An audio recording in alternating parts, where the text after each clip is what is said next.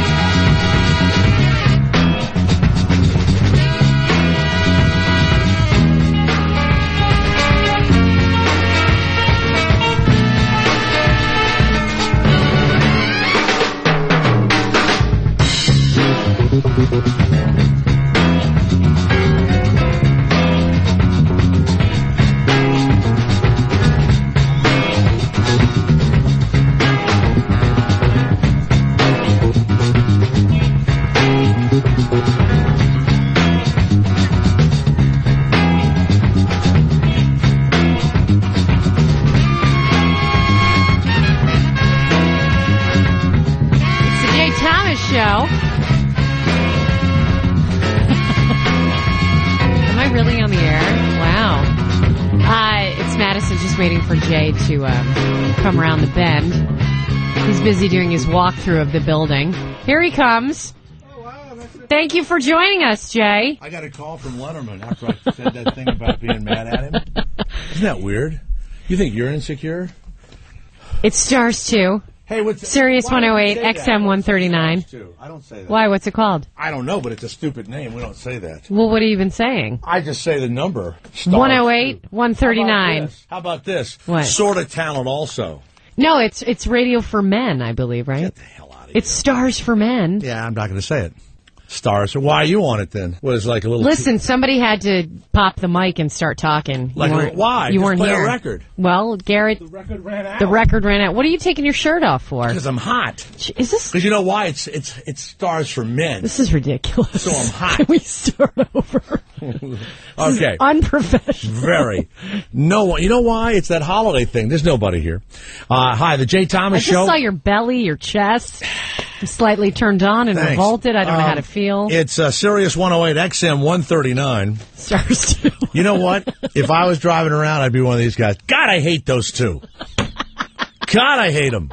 They think they're so good and smart aleck. And No, they we don't. You know what? When I'm driving and I hear these announcers go in the air and they're going, oh, man, sorry I'm late. I'm going, I wish you died on the way to work. Right? I'm not joking. And you know Why what? did you pick up your phone knowing you had a show? Because I and saw- knowing little old me had to lead the No. way. Listen. Phones are ringing off the hook. So Give us they- a call, 888. Yeah, 4102102. So all of you who have ever read magazine articles or interviews or whatever about how insecure comedians are, it's true. The other night when I was doing Caroline's, I had an anxiety attack in my room and I couldn't leave. And I called Rodney, my closest friend. He goes, my mother's having open heart surgery. I can't help you right now. I go, come on, man. You heard me talking to the guy from Letterman. Yeah, and I said, you were hilarious. Who does he think he is having me on once a friggin' year? Why right? are you going to tell this now? Because they called me a few minutes ago, and he said, Dave would like to talk to you because he doesn't want.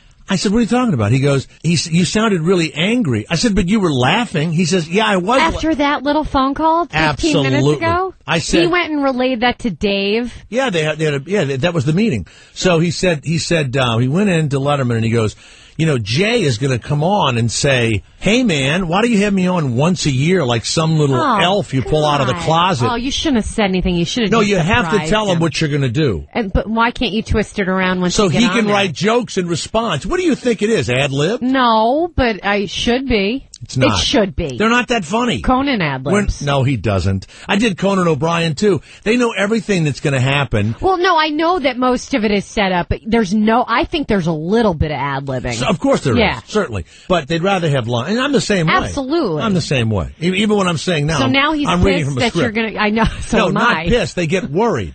Right. So he says, are you really upset with Dave? And I said, well, I'm kidding around. I'm going to do it tomorrow night. And so Dave says, are you ready to go? And I go, yeah, what are you guys doing? I said, are you kidding? You're worth $90 billion. And I said, well, look, you can settle this, okay? Just have me on another couple of times a year, and I won't make this joke tomorrow night. But tomorrow night, I'm going to say what an asshole you are for having me on once a year. Well, you always give him a hard time. You have in the past. Yeah, and it doesn't work. You gave him a hard time about his girlfriend, and never married her. Right, you've given him a hard, but he should expect that. Everybody gives him a hard time. Well, he never married her. So, but what you have to understand is how he's an angry man. No, they're not angry. They're insecure. They're comedians. Yeah. Anyway, so tomorrow night, I'll be doing the David Letterman show. Yeah. So we'll be doing that. Throwing your football and throwing the football. Do you bring your own football? No, they provide the balls, and I steal one every year. Good. I steal a ball every year. But he won't autograph it. No, he will not. He won't even shake your son's hand. And he will not shake my son's hand. He won't shake anybody's hand. He won't take any pictures. He won't. I'm taking a picture. He won't do anything. Would you do me a favor? Yeah. And get on that right there and get it going, please? Yeah, I'll do what I can. Thanks a lot. I'll do what I can. My apologies that I came in a little late, but it is going to still be the regular radio show. We'll do the show tomorrow also, and then of course I had a meeting with the people at Howard 101, and I said we would all work during the holidays. They said no. They're doing the History of Howard Part 2. I said, have you guys ever thought of doing the history of Jay Thomas? He said, yeah, but we don't have just 30 minutes to waste. That's what the guy said to me in the office. No, he didn't. Yeah. Look at that picture of Giselle. Garrett, are you a little, flustered now? I was late. The machines aren't working. You're figuring out the... fine. You're fine. You want to go tomorrow night, by the way? I didn't invite I can't. No, I have to go home tomorrow. What's that? I have to go home to Long Island tomorrow. So go in the evening instead of... It's a big deal. Go see the show tomorrow. Yeah. We're taping in the afternoon. It's Letterman, yo. What do you mean in the afternoon? We tape in the afternoon. We have our show in the afternoon. I understand. It'll work out. Trust me. Okay? But what time were you planning on leaving, Garrett? We can work this out. Yeah. Like 5. Perfect. Something. Yeah. Take the 6 instead. Couldn't you just tell your parents, I'm going to go to see David Letterman? Merry Christmas, Mom. Oh, Christmas isn't until Thursday.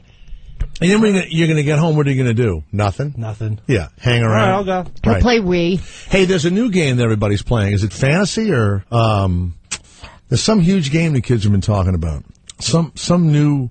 It's like World of Warcraft, but it's big. It's something big and new. I don't know what. I don't know.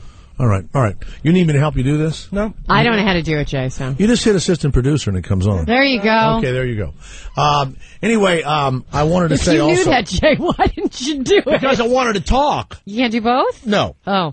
Lots of emails come in at 888... no, they don't come in at that. They come in at jthomas.com.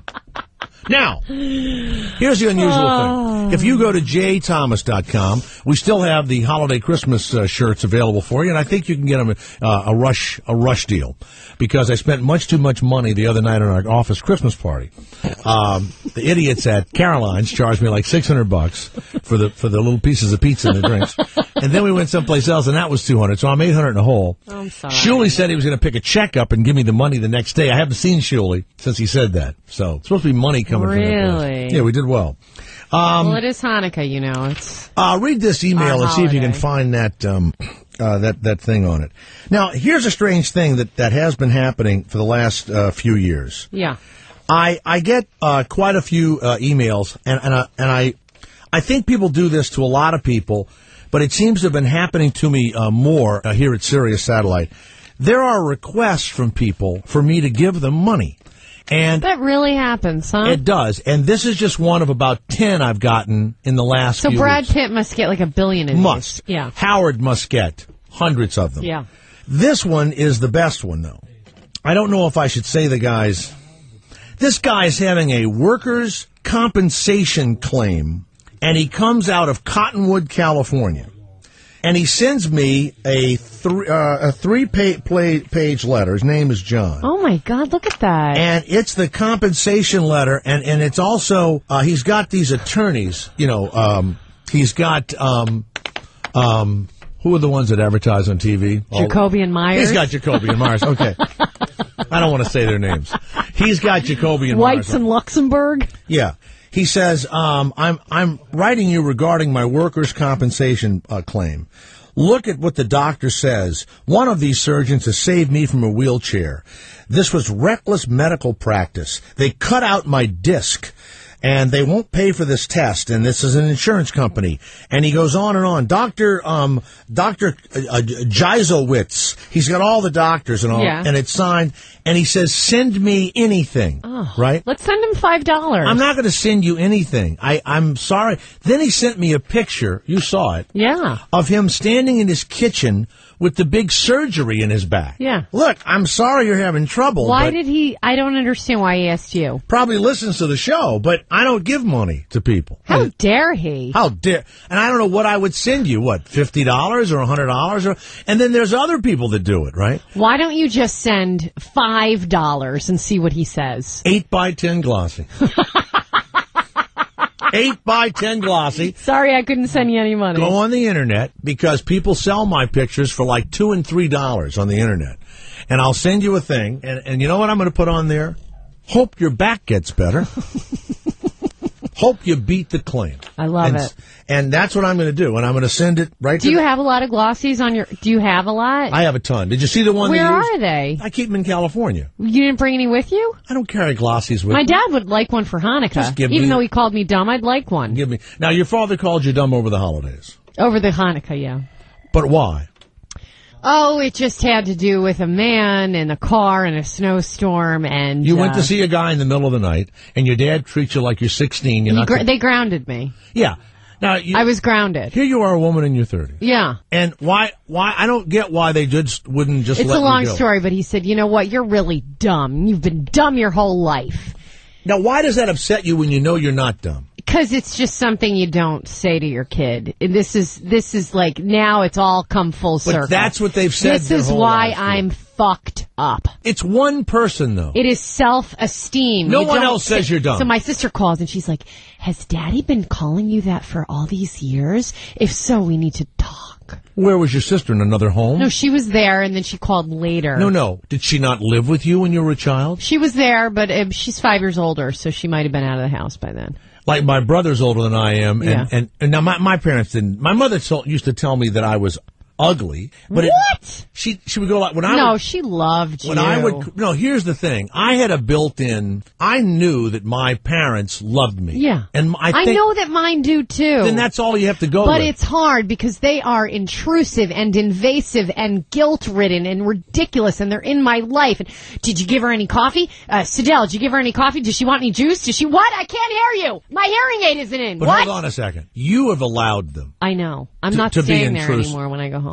I'll stay with my sister. Now, I used to stay at my mother's house. No, right? I can't do it. And then my mother, room is still the same. It's Yeah. a shrine. White wicker furniture, pink carpeting from the 80s. She's got 8,000 pieces of Tupperware. It's cluttered. Now, what- Smells like potato pancakes. you were dumb because in the middle of the night, a guy called you like a booty call in the middle of the snow. No. I came home to Albany. I went home to Albany. I went to a party. I gave this guy a ride home. He had to sneak me into his house. We kissed a little bit. And then he said, just take my car home with you, and I'll get it tomorrow. Blizzard! you know Giant blizzard! A You know foot what- of snow! You know what I thought he was going to say? You kissed a little bit. Just go down on me, and then we'll talk tomorrow. No. Okay. No, so you just kissed. we kissed. So now I what's really, dumb about really like him. What's dumb about that? Well, I drove the car home, and my dad's like, what time did you get home last night? And I said, How about this? Yeah. I'm 35 years old. 36. Whatever it is. Yeah. You should never be past 35, ever, as long as you live. Okay. You should go into Facebook 35. or whatever, change all your things. Okay. And you should say, Dad, I'm 35 years old. I had a great time. Yeah. Good seeing you. Kiss him. Wonderful guy. And then life goes on. Yeah. Why do you engage I don't him? know. I don't know. I need to start lying and hiding things. and just not Well, staying there. Why didn't you learn that as a kid? We I don't all know. did that I as don't kids. know. It's just dawned on me now. And the guy said to me, I said to the guy, I'm like, I'm going to get grounded. And he said, what are you, 12? You're going to get grounded. I was joking. Miriam of New York at 888-410-202. The Jay Thomas Show. How are you, Miriam? It's Mary Ann, Jay. Mary Ann. Yes. Mary Ann. How are you, Mary Ann? Miriam is more biblical. It is. You know, Exactly. I was thinking kind of biblical. How are you, Mary Ann? Pretty good. Actually better when I got my mail today. I was having a rough day. I was setting up my new courtroom. And Hold on 1 second. I know exactly what you I got in know the mail. too, I know too. You got an 8x10 glossy. I did a beautiful monochromatic picture of you, Jay. That's and right. It brightened up my day. What did it say on What it? did it say? It just said Mary Ann, best wishes, whatever, Jay Thomas. Best wishes. I don't know, something. It was quick. I was busy. Yeah, that's right. And it's in my handwriting. And did you notice? Yes, it is. Did you notice the envelope? Yes, I did. It just said Chris and Mary Ann on front, a big envelope. And But wait a that's minute. your handwriting too? Of course the it is. handwriting on the envelope was also the writing on the He doesn't have an assistant. No, I don't have anything. One night, you know, I have like maybe 100 requests for photos over a year. And I wait. And so one night every 6 or 8 months, I stack up 50 of these things. A lot of them are from prisoners. A lot are from people that write, you know, yours was like a normal letter from two people that had a high school education. And so a friend of mine, my buddy TK, comes in, you know, loaded, you know, for bear to go out. He says, what are you doing? I go, I'm sending out 8x10 glossies. He goes, you're kidding me. He says, don't you have someone that does that? I go, no, I sign it, and then I don't put a return address, right? No, And- there was no return. Oh, yeah, there isn't. Well, of course And then not. I couldn't read your last name. That's why I just put your first names there, right? It's a long last name. Right. Well, I couldn't read it. Couldn't write it. Well, I'm glad you got it. You brightened your day. Will you put will you go down now to Michael's and get one of those little frames? One of those little. You are. You're going to go on my wall of fame. I have autographed pictures of Christopher Walken, Mayor Giuliani. How did you get that? Wow. How did you get walking? How'd you get that? I worked on a detail for a movie he was making with Cyndi Lauper at the time in Brooklyn. You mean you're a police person? I'm retired. Now I'm a judge. Wow. my God. I just got elected. I take my bench January 1st. Congrats. In a Marion, what town is your about- Marion? What is your last name? Can we say your last name on the air? Sure, well, I guess so. It's Pietro Monaco. Wow. You are Judge Pietro Monaco in upstate That New is York. correct. No, she's Yes, in- it's Boltonham, but about 40 minutes from Madison's old stomping ground. So, are you nervous Wait, about where are you? being a judge? In Fulton, Schoharie County. Okay. Are you nervous about? I mean, will you have murderers or thieves or just traffic court? What is it? No, actually, I was a little surprised. At first, I thought it was going to be just traffic court, but I just completed my judge school, and to my surprise, I'm going to be sitting over and arraigning misdemeanors and felonies. I don't preside over felonies; they would go to county court, but everything misdemeanors and BTL, all of that. Wow. You don't have to be a lawyer to be a judge? I thought so too, but no, Uh-huh. surprisingly not. You don't. In Illinois, all you need is a kindergarten certificate, Right. and they allow you to be the governor or whatever. Right. So you're not a lawyer, Kindergarten. and Nope. you were a policewoman, and you were elected judge. And so, do you know all of the rules, like on L.A. Law or CSIs or Law and Order, all those? You know, you have to know all the laws. Like I take exception, Your Honor. If you will turn now to Section 15, Paragraph 11 of the New York State Penal Code, it says in Wykowski versus Webmail, blah, blah, blah, blah, blah, blah, blah. Do you know all of those things? Off the back of my hand, no. But So you'll I have to think you stop do. the court, get the big book, and look it up. Kind of, in a way, because I do have some background. Before I was a police officer, I worked as a paralegal for a firm in Manhattan for a number of years. But basically, you go to school. They have a whole curriculum. It's a couple of weeks long, the courses, and they just Couple really of want you to know weeks. how to 2 use- weeks. We could all go to judge school. 2 weeks, you're a It's judge. judge school. Yeah, I it's love judge it. Now, wait a minute. Jay, let's go. You're only a judge for one reason, and don't bullshit me. It's to get a job on television. because we had the gay judge the other day, but he was a real attorney, and he was a real judge. You know, all those judges on TV were real judges. Are any of them not attorneys? I never thought about that before. Oh. I didn't realize either. And at first, when I was asked to run, I was like, oh, okay. I was a little surprised. Now, wait a minute. Were you asked to run by some mobsters because they knew they could control you? No. By my townspeople. Oh, the townspeople. Uh-huh. What's the name of the town again? Fultonham. Mobsters. It's the town of Fulton in Schoharie County. Isn't that where the mobsters go to retire? I've read that in any number of magazines. about that. You know, Fultonham. Well, I'm sure they're everywhere. They're all over. Okay, well, look, good luck. I hope Thank you don't you. have one of those Congrats. cases where they blow up your car. I hope that doesn't happen to you. That always. Don't say that. Well, that's what happens to judges. No wonder your son is in trouble. Hold on a Give second. you ideas. That's what happens. Garrett, am I not correct when you watch television tonight? Don't they always blow up a judge's car? Always. Always. Or you walk out of your house, you've just done some kind of you know intense intense kind of a case, and you die in a hail of fire. Well, it's funny that you say that because in one of the neighboring towns some years ago, there was actually a judge who was murdered. Wow. Was that a person that had been at like a ticket? What do you call a parking Meter maid? A meter maid prior to that. I really don't know. Because I wouldn't kill a judge, but I'd kill a meter maid. There's a lot of crap going on up there in the You in be the careful. Albany, Schenectady, I'm Troy going area. to be careful. Here's what I want you to do, Marianne.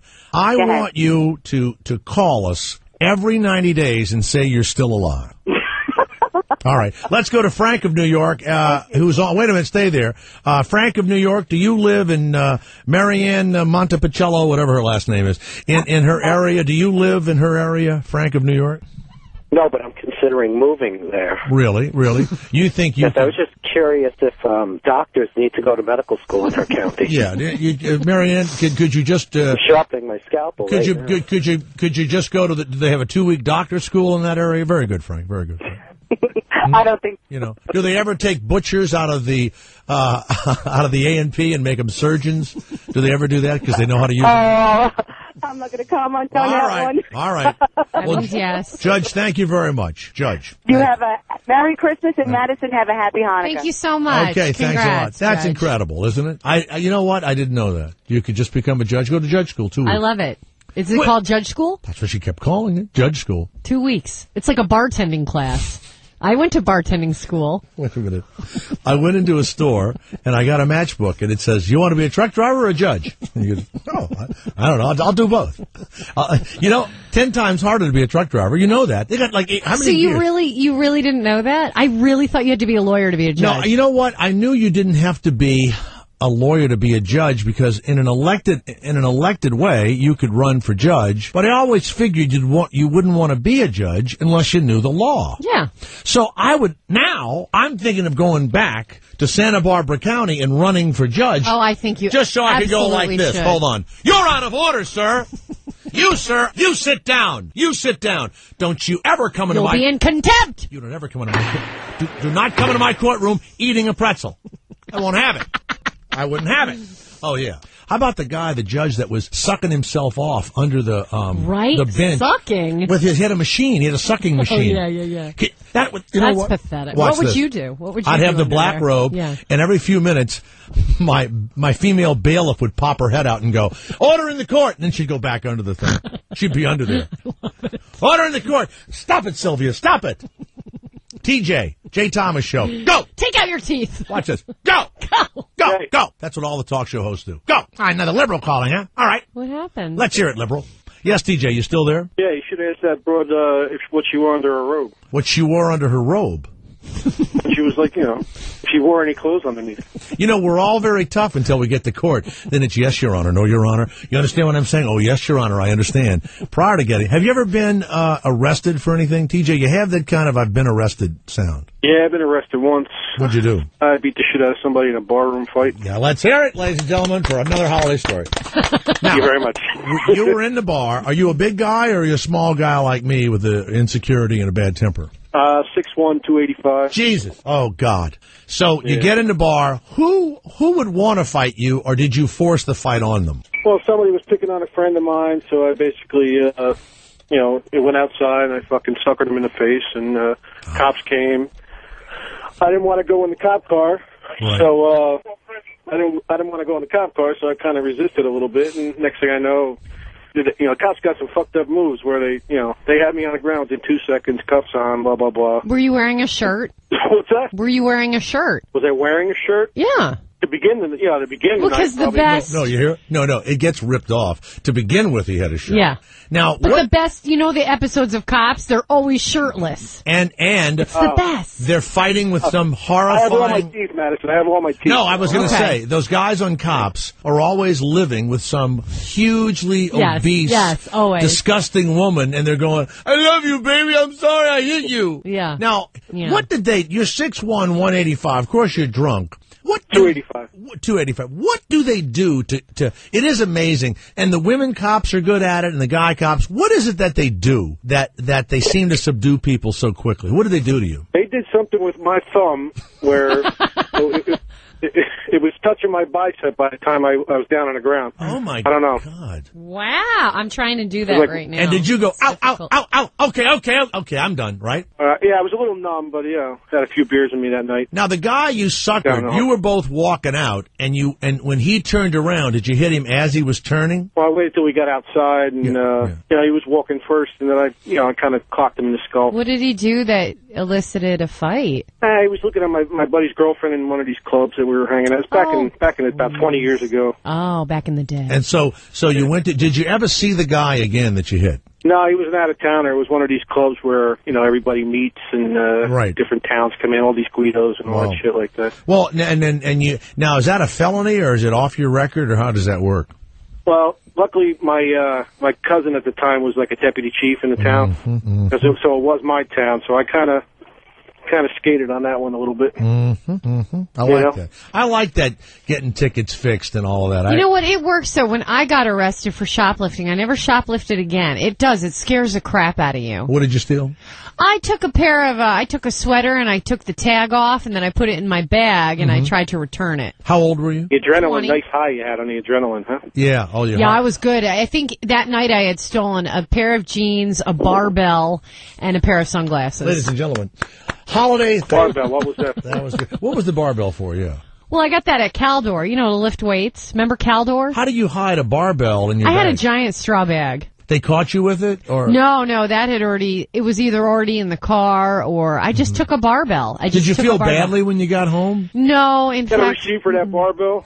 It was a 10-pound one, and it's still sitting there in the house in Albany. And have you ever thought about returning it, and you'll get in the paper, woman who stole 15 years ago returns barbell. Another holiday story. You'd be on the Montel Williams show, Is he still around? Montel Williams has just started a show. He's done, I thought. No, they canceled him, but he has a new show called... He's been dying of cancer for like 10 years. No, MS. He's got MS. Okay. And we lived in Greenwich, Connecticut, where he had married a woman that he met on a show, strippers and their moms, and they're both strippers, right? So we moved to Greenwich, Connecticut, and who does my son, he was like 7 years old, he comes home and he goes, Dad, I've got the greatest friend. He's got $1 million in the bank, and he's got a train at his house. I go, who's that? He goes, Montel Williams Jr. So we start going over there with the kids, and the mother-in-law, who was the stripper also, she would come to the door with the cigarette and the cocktail and the nightgown. Right. And we're going, my wife and I going, of all the people to meet, the multiracial couple, in Greenwich, Connecticut. So they get a divorce. His wife was incredibly fine. Yeah. Her thing, when she was a stripper in Vegas, was doing something with a beer can, smashing a beer can. Now, Garrett, do they smash it with their ass? What is maybe the ass cheeks. Oh. How do they smash it? Between their boobs? No, they put it on the table and they drop their boob on. They're fake boobs, usually. Really? I think she did it with her ass. Would she have smashed it with her ass somehow? Maybe. Could she have put it in between the butt crack? That's what I thought, but I don't think that was it. So now, why didn't you ask little Montel Jr.? Yeah, right. That'd have been nice. So one night, my son's sleeping over. It's 3 a.m. The phone rings. We go, hello. He goes, Daddy, I'm so sleepy, and nobody here's going to sleep. So we drive over. There's the grandmother with the cigarette, and I go, look, we're going to take him home. He's sleepy. The kids are running around. The train's going and all that, And so she goes, Jesus, it's boring here, isn't it? So we're in the line at wanted a little action from you. Come on. We're in the line at the PTA. He gets divorced, and I'm going to tell you something about him. When my wife had cancer, we didn't know anybody in Connecticut. We couldn't even get a doctor. And so a person out of nowhere delivers all this food and stuff because, you know, you're all upset. You need, you know, you're just not going to cook or anything. So this community is really nice to us. All of a sudden, this huge bouquet comes. Must have been worth $1,000. And it was from Montel Williams. Nice. I'll never forget it. And I just knew him from around, right? Yeah. So he has the thing, you know, he divorces the wife. I'll never forget what he did. And he has the bodyguard in the limousine, and he's got the kids, and so they get divorced. The wife starts dating the guy who put the cable in, okay? Oh, yeah. Putting the cable in. Trash. I'm at a PTA meeting of all of these uppity Greenwich people. But what they've done for us is so wonderful that I'll always be, you know, hello to them and all. She's there with her girlfriend who is equally, like, wild looking, right? And she goes, hey, Jay, in the line, what are you doing? And I'm going, oh, hi. And all the PTA people are going, what the hell? You know, he's talking to, you know, them, right? She says, do you go to Montel's cigar bar? I said, gee, I didn't even know he had a cigar bar like that. This is when they're divorced already? They're divorced. They're big pals, right? Well, we're going over there tonight, my girlfriend and I. You want to come with us? Oh, she was still friends with her ex? In 2 seconds. Okay. And she says, hey, and you know why women like to smoke cigars, right? Like that. Oh, my God. I'm in the PTA thing. I'm going like this. You know what? Whatever your name is, I don't think I want to discuss it right now at the hot dog stand at the PTA thing. Oh, yeah. She was wild. I don't know whatever happened to him. See, his new show, what a gimmick. He brings people on, and you have a problem. So, TJ, do you have any physical problem? Give me a physical problem. This is Montel's new show, so give me a physical problem. Anything you might Physical have. problem. Or emotional problem. Physical or emotional? Bad toe. I don't know. Got a bad toe. Got a broken toe, and it won't heal, right? Right. It's been like since birth. It's like a toe. The big toe, the bone grows straight out. It's hard to fucking walk on and stuff like that. Yeah. Well, believe it or not. They say you can get it shaved down or whatever, and then they shave your toe back. down. It grows back. So I said, nah, it's all right. I'll just live with it. Well, welcome to the new Montel Williams show. I have a book. Right. I have a book that when you read the book, when you buy the book and read the book, there's a whole chapter in there on how to save your toe. They cure you. He has all of these books that he's written, and he has a grill like George Foreman. He has vitamins he sells, and so the deal is he gets paid an amount of money, you know, not millions. And pick up strippers. And that's right. And he sells his products on the show. It's called Living Well. Every book he wrote. How would you like to sell somebody the J. Thomas grill? How do you even go on and say that? I want you to buy this grill. Well, it's like the Jane Seymour open heart thing, right? What a holiday horse she is. You think Jane Seymour's ever been in Cage Jewelers? Never. Right. Never. And she uses her dead frigging mother. She goes, as my mother said to me. But all she does is paint that thing over and over again. Does she paint anything else? It looks like tits and an ass, doesn't it? Does. Right. I was thinking, and I said this the other night at Caroline's, you bring Jane Seymour, walk through the mall with her. Honey, come on. Where are we going? Every kiss begins with K. And crap begins with K, too. Right. You go in, you're the manager. Ready? You ready, Garrett? Ready. You're Jane Seymour. Okay. Honey, you ready? You ready? Yes. Mr. Manager? Yes, sir. I want the biggest diamond in K Jewelers for Jane Seymour. Sure, here you go. How much? $30. There you go. Put it on layaway. Yeah, that's it. Thank you. K Jewelers, I think the most expensive thing they have is $149. So they're like... She'd never go in Is there. it crap diamond? Are they crap diamonds? It's for poor people. It's for poor people. You like that? A friend of mine, my best friend in high school, saved up and bought a diamond there. At K Jewelers. Or it was either there or Zales. Exactly.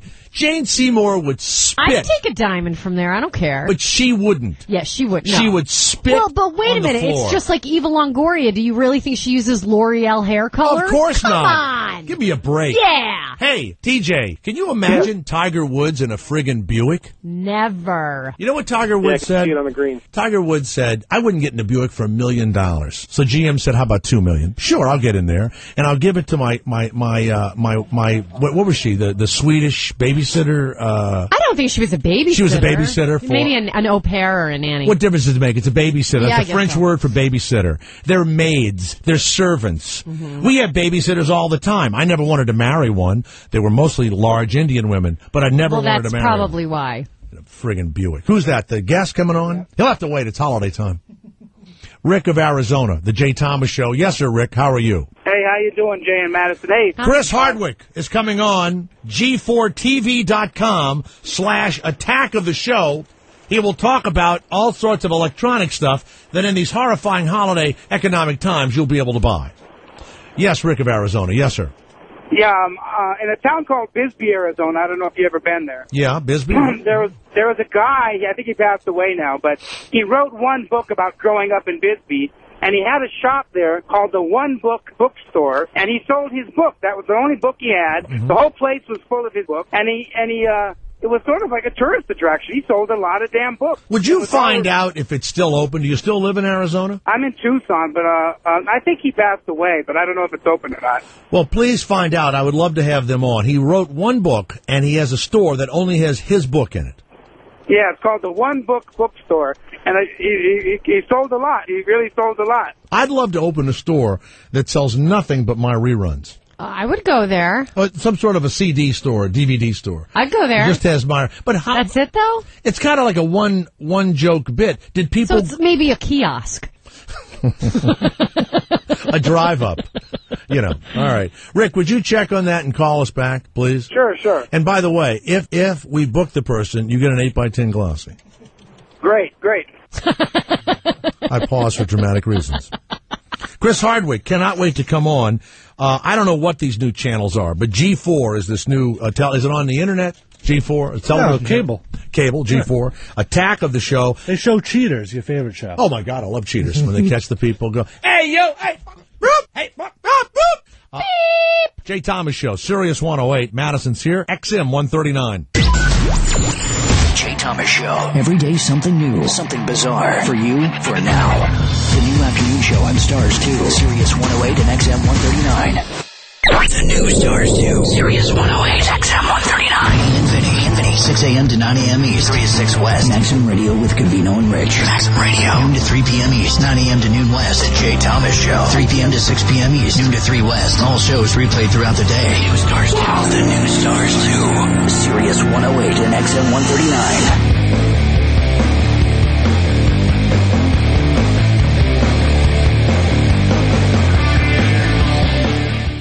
FYE brings you the hottest movies on sale now. There are heroes, there are superheroes, and then there's Hancock. Will Smith is Hancock, now available on Blu-ray, high-def, and DVD at FYE. When a superhero hits rock bottom, he meets the one person who can take him to the top. But no one said that rehabilitating a fallen idol was going to be easy. Things get even more complicated when Hancock meets a woman with powers similar to his and the key to his secret past. Hancock is the coolest superhero ever, proclaims Greg Russell of MyTV Detroit. And Roger Ebert raves, I have been waiting for this for years. Hancock is a lot of fun. Don't miss Will Smith, Charlize Theron, and Jason Bateman in Hancock, rated PG-13. Get it now on DVD and Blu-ray high-def from Sony Pictures Home Entertainment. Pick up Hancock and get a free poster with purchase while supplies last, only at FYE. Movies, music, games, and more action-packed hits. On sale now at FYE. Strictly for your entertainment. Visit FYE.com to find a store near you. Let's talk about sex. Not getting any, or you just want more? Introducing Stimulex Strips, the next generation sexual performance product. Designed to take your libido to the next level. Millions of people suffer from stress and anxiety, which hinders desire for intimacy. Stimulex Strips will not only revive your sex life, it'll give you the control you need to be the champion she needs. Easy to use, Stimulex Strips go to work instantly, so you decide when the time is right. Simply put a strip under your tongue, and within minutes, you'll start to feel the Stimulex experience. Spine-tingling, toe-curling euphoria that will keep her coming back for more. And if you share it, it's twice the fun. Because they know that once you feel the Stimulex experience, you'll be calling back for more. They're giving away free packs of Stimulex right now, just for calling today while supplies last. Call now to receive your free pack of Stimulex. 1-800-337-5186. Again, that's 1-800-337-5186. Better sex is just a discreet phone call away. 1-800-337-5186. 1-800-337-5186. Some conditions apply. Jay Thomas Show. The afternoon drive show on the new Stars 2, Sirius 108 and XM 139. They see me mowing my front lawn. I know they're all thinking I'm so white and nerdy. Think I'm just too white and nerdy. Think I'm just too white and nerdy. Can't you see I'm white and nerdy? Look at me, I'm white and nerdy. I wanna roll with far they all think I'm too white and nerdy. Think I'm just too white and nerdy. Think I'm just too white and nerdy. I'm just too white and nerdy. Really, really white and nerdy. First in my class here at MIT. Got skills, I'm a champion of D&D. MC Escher, that's my favorite MC. Keep your 40 out, just have an Earl Grey tea. My rims never spin, to the contrary. You'll find it there quite stationary. All of my action figures are cherry. Stephen Hawking's in my library. My MySpace page is all totally pimped out. Got people begging for my top 8 spaces. Yo, I know pie to 1,000 places. Ain't got no grills, but I still wear braces. I order all of my sandwiches with mayonnaise. I'm a whiz and minesweeper, I can play for days. Once you see my sweet moves, you're gonna stay amazed. My fingers moving so fast, I'll set the place ablaze. There's no killer rap I haven't run. At Pascal, well, I'm number 1. Do vector calculus just for fun. I ain't got a gap, but I got a soldering gun. Happy Days is my favorite theme song. I can sure kick your butt in a game of ping pong. I'll ace any trivia quiz you bring on. I'm fluent in JavaScript as well as Klingon. Part I say, they see me roll on my Segway. I know in my heart they think I'm white and nerdy. Think I'm just too white and nerdy. Think I'm just too white and nerdy. Can't you see I'm white and nerdy? Look at me, I'm white and nerdy. I like to roll with the gangsters. Although it's apparent I'm too white and nerdy. Think I'm just too white and nerdy. Think I'm just too white and nerdy. I'm just too white and nerdy. How'd I get so white and nerdy? I've been browsing, inspecting X-Men comics, you know I collect them. The pens in my pocket, I must protect them. My ergonomic keyboard never leaves me bored. Shopping online for deals on some writable media. I edit Wikipedia. I memorize Holy Grail really well. I can recite it right now. And have you ROTFLOL? I got a business doing websites. Well, friends. Hi, the Jay Thomas Show in New York City. Madison's here. Tomorrow night, the David Letterman Show. I am pretty sure they're running it tomorrow night. Someone said if you check the local listings, they said it wasn't on, but they told me they were going to run it tomorrow night. If not, it'll be Christmas Eve. But at this point, I think we are doing it tomorrow night, and I'll throw the ball and try and hit the meatball off the Christmas tree. Gary, do you have confidence in me? I do. Thank you. You've hit it every year, right? It's 10th anniversary. No, but do you hit it every time? No, I've missed it twice. You can do it. All right. Hey, Chris Hardwick, I'm sorry we made you wait. I apologize. Oh, that's all right. I was going to go ring shopping later with Jane Seymour, so I gotta get it. We're going to Robbins Brothers. You know, the only celebrity, and I said this the other night, too, that I trust is John Daly, the only athlete, because he actually eats, pukes, and then passes out in the parking lot of Hooters, where he is sponsored, by the way, by Hooters. He's Larry, the cable guy of sports. He has kept Hooters out of Chapter 11, personally. I think he's to be commended. I love Hooters. I think they just do a wireless funds transfer for anything he wins. It just goes right to Hooters. Exactly. Goes right in paid there. in wings. Now, Chris Hardwick, explain G4. Is it on all of the cables? I'm out in California. Is it all the cable systems have it? As far as I know, I think it's a cable. I think you have to subscribe to a specific tier to get G4, though. I think you have to. I don't think it just comes with basic cable like E or MTV. It's like one tier up. So for a few dollars extra a month, you get a cable package in G4, which is basically just hardcore nerd TV. It's basically like nerd CNN, and then occasionally we show cheaters. Are you the guy that's from K-Rock in L.A.? Yeah, well, I was. I worked there in the 90s. I was on Power 106 when you were there. You were on Power 106 when I was there. Yeah, you guys are right in the building across the street from us in Burbank. That's exactly right. Okay, yep. All right, cool. And so now you're on G4, and you are a technical expert. Is that what you are? I guess so. Yeah, I write for Wired Magazine, and I run a tech blog and review gadgety crap on G4. And you still do stand-up? I do. Yeah. I travel most of the year. Just popping around. And then the show on the G4, the attack of the show is and you have the Nerdist.com website. Yes, I do. Right. So with all the problems with the economy and everything else, is there anything out there that's new and exciting that is affordable that you could actually buy that people wouldn't say, why would you buy that when the world, is done, when we're finished? Actually, there's a shocking amount of stuff that's affordable right now. You can get netbooks, which are basically mini laptops that are completely as powerful as laptops were even just a couple of years ago for, $300. You can get a tiny little netbook that's portable. It runs Windows or Linux or whatever you want, and so you can have a computer. The keys are tiny. You need little ferret hands to type on them, but other than that, they're pretty cool. Yeah, that's the problem. I have kind of stubby fingers. I have thick fingers, so I would need almost a full keyboard. I think you just need to grow your nails long and hit If the you buttons. if you file your nails pointy, then you Yeah. can also start hanging out at goth clubs while using your netbook. Why wouldn't they sell a little thing, a little like a toothpick-looking thing that you could type They with? do, don't they? I don't know. Like a typing wand of some sort? Hey, Chris, you know what? The derisive laughter is not necessary. That's not me. Yeah, it is. No. Yes, it was. I don't think it was. There's nobody else in here. Jay, I think... No, there's a woman here, and there's another guy. He was laughing. Hi. Yeah, but you laughed. I heard derisive laughter. You mean like a little typing wand? That's what you said. That's funny. I think That's your actually channel's very haunted. funny. I think your channel's haunted. Now, the last night, and I do this all the time, there was a gorgeous model at this party I went to. You went to another party? Oh, yeah, every night. So we're doing like a line of blow, and we're drinking and everything else. Sorry, Chris, it happens. No, it's okay. It happens. You know what? The people that have died of cocaine and have died of drug overdoses are stupid. They're not doing it right. They aren't doing it correctly. You do a little and you have a good time. I have and a life hole goes in my septum, though. Well, okay, that I'm happens. doing it. Well, just you'd have to have it shot into your butt like Stevie Nicks then. Exactly. Or take pills. That's what I recommend for Right. people that can no The longer cocaine snort coke. Here's the deal. So our hands are together, and she had this little tiny little finger. She was really beautiful, little tiny little finger. She looks at my hand. She goes, "Look how fat your little finger is." That's so mean. No, she was like making an observation. Ugh. So I said to her, "Well, you're deformed," which I love to tell beautiful women anyway. And she bit her fingernail, right? But her little tiny hands could fit in that thing.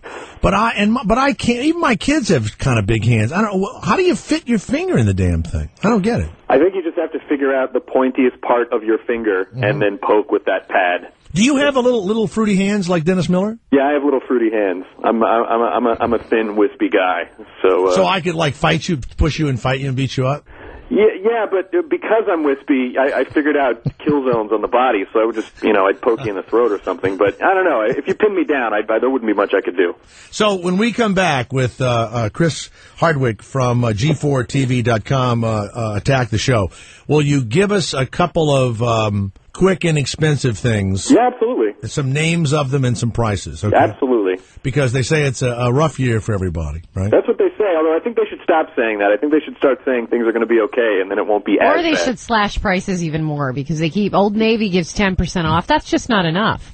If they made a computer with a glory hole, don't you think that would sell? Listen, I have long been a proponent of putting some sort of a suck port on your tower. A suck port. You would never have to leave. You would never leave your house. You Why mean would the leave your tower house? under your desk? Yeah. Right under your desk? Why would you ever leave your house? How about a lick port for the ladies? A pink tower with a big tongue that comes out of it. I have a vibrator. That's fine. Someone makes a thing called, there's a company that makes a thing called the iBod, and it hooks up to your iPod, and it basically is a vibrator that will vibrate in sync to whatever the beat of the music you're listening to. Ooh. Well, you can buy a vibrator because I went vibrator shopping 2 weeks ago. You can buy one that charges in your computer. Oh, wait. You stick it in the computer, and that's how it charges. But Chris, you have a vibrator. No, I think you might have misheard me. They make a vibrator. Okay, well, we'll talk about all of that when we come back on the Jay Thomas Show with Madison. And remember, it's Sirius 108, XM 139. The Jay Thomas Show. Jay Thomas. Stars 2. The curious, the extreme, the fascinating. Jay Thomas is on the new Stars 2, Sirius 108 and XM 139. Maxim Radio with Covino and Rich. Hey, it's Covino. I'm Rich Davis. Every day you can catch us here on Sirius XM Stars Deuce. We're Maxim Radio. Everything Maxim, like the magazine, and we talk about, well, everything you and your friends are talking about. Entertainment, sports, women, relationships, how to better your life in every way. Trying to dominate the scene? Make sure you listen to us and we'll teach you how. It's Covino and Rich. Be here. Maxim Radio with Covino and Rich. Weekdays noon to 3 p.m. East and replayed from 6 till 9 p.m. East. The new Stars 2. Sirius 108, XM 139. Life is made up of little moments. I don't want to miss any of them. Jump rope with me, Grandma? Yes, Advil. It's the answer I found to keep pain from standing in my way. Yes, Advil. I used to take different pain relievers for joint pain, backaches, muscle pain. Now Advil is my every pain reliever, no matter where I hurt. Nothing works better. Nothing works on more pains. Double Dutch? Yes, Advil. My every pain reliever. Among OTC pain relievers, use as directed. Did you know the most common cause of blindness in people aged 60 and over is a chronic condition called wet age-related macular degeneration, or AMD? The good news is that wet AMD doesn't happen overnight, though in some people it can develop very quickly. It begins with symptoms including wavy lines, hazy vision, and blurriness. So if you aren't seeing clearly, see an eye doctor and get checked out right away, because early detection followed by proper treatment by a retina specialist is key. This message was brought to you by the American Society of Retina Specialists and Genentech. Christmas is this Thursday. Hurry and order your holiday bouquets and centerpieces from ProFlowers. Until Tuesday, radio listeners get 15 red and white Christmas tulips mixed with fragrant Douglas fir and chocolate truffles. Or, for just $10 more, increase your tulips and get a festive candy cane vase. It's a no-brainer. The best part is you get a free vase and free chocolates no matter which bouquet you choose. That's over $25 in savings. What a deal. This offer is only available when you go to proflowers.com. and use the password PRO to take advantage of this amazing holiday deal. Order Christmas tulips now at proflowers.com. Find the radio microphone in the upper right-hand corner. Click it and just type in the password PRO. That's proflowers.com or call 1-800-PRO-FLOWERS. That's 1-800-PRO-FLOWERS. And remember, you must order by 6 p.m. on Tuesday to get this great deal. That's proflowers.com or 1-800-PRO-FLOWERS. And don't forget to use the password PRO. Order today. Jay Thomas. New for afternoons. New to 108 and new to XM. Jay Thomas. Stars 2. Jay Thomas. Sirius 108 and XM 139.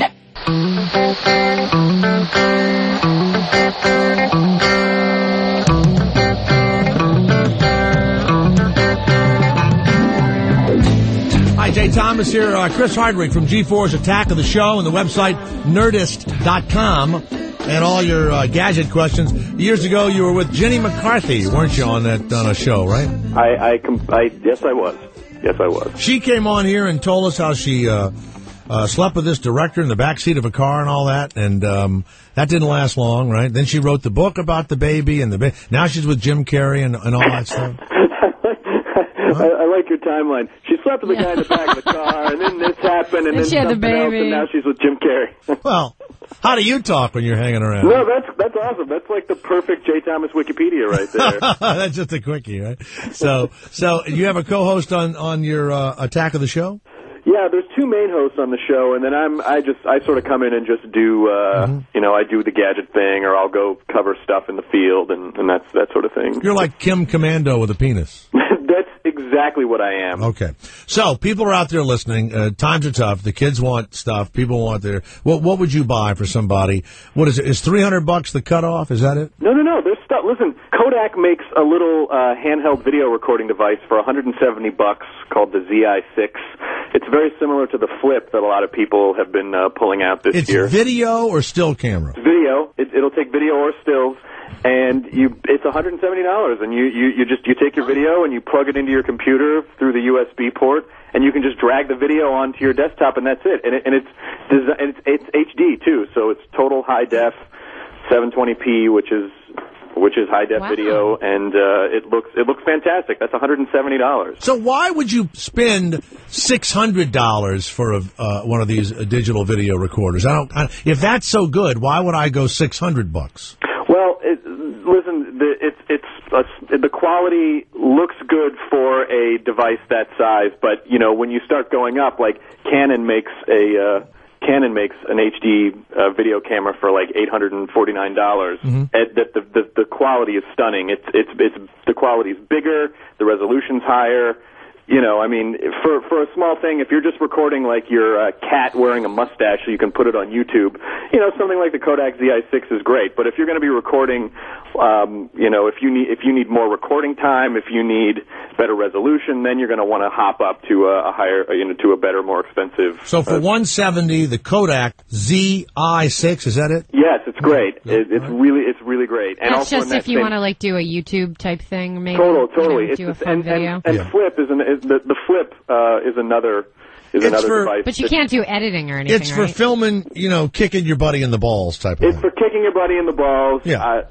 Listen, I recorded two skunks screwing out in front of my house the other night, which was fantastic. All right. What else do you like that's under a couple $100? You know, if you haven't gotten an iPod Shuffle yet, they're $49. What? Wait a minute. When my friends were buying that, though, weren't they paying $400 or $500 because they were all showing me? No, the Shuffle was never that much. Well, whatever it was, what happens when you spend $300 and then a month later it's $49? That's just well, the Shuffle is the tiny little device. It holds a gig worth of songs, which is, a few hundred songs. What we were talking about right there is just something that you have to get used to. That's just how it works. Stuff that you buy today is going to be cheaper in 6 months. I mean, if you're really anal about it, you can always kind of look to see when companies are going to release new stuff at what point in the year, and then you just wait. You just wait and buy it right then, so that you don't feel like it's going to change the next week. Yeah, you're doing it to brag. Chris Hardwick, thank you. G4's Attack of the Show. Is it on a specific day? It's on 5 days a week, Jay. 5 whole days a week. What time of the day? We've got 30 seconds. It's on 7 p.m. Eastern, 4 p.m. Pacific. Chris Hardwick. The Jay Thomas Show. Thank you very much. G4's Attack of the Show. Website, Nerdist.com. The Kodak ZI6 and the iPod Shuffle. Thanks, man. I appreciate it. Thanks, buddy. Take care. Have a good holiday. All right, see you later. Sirius 108 XM 139.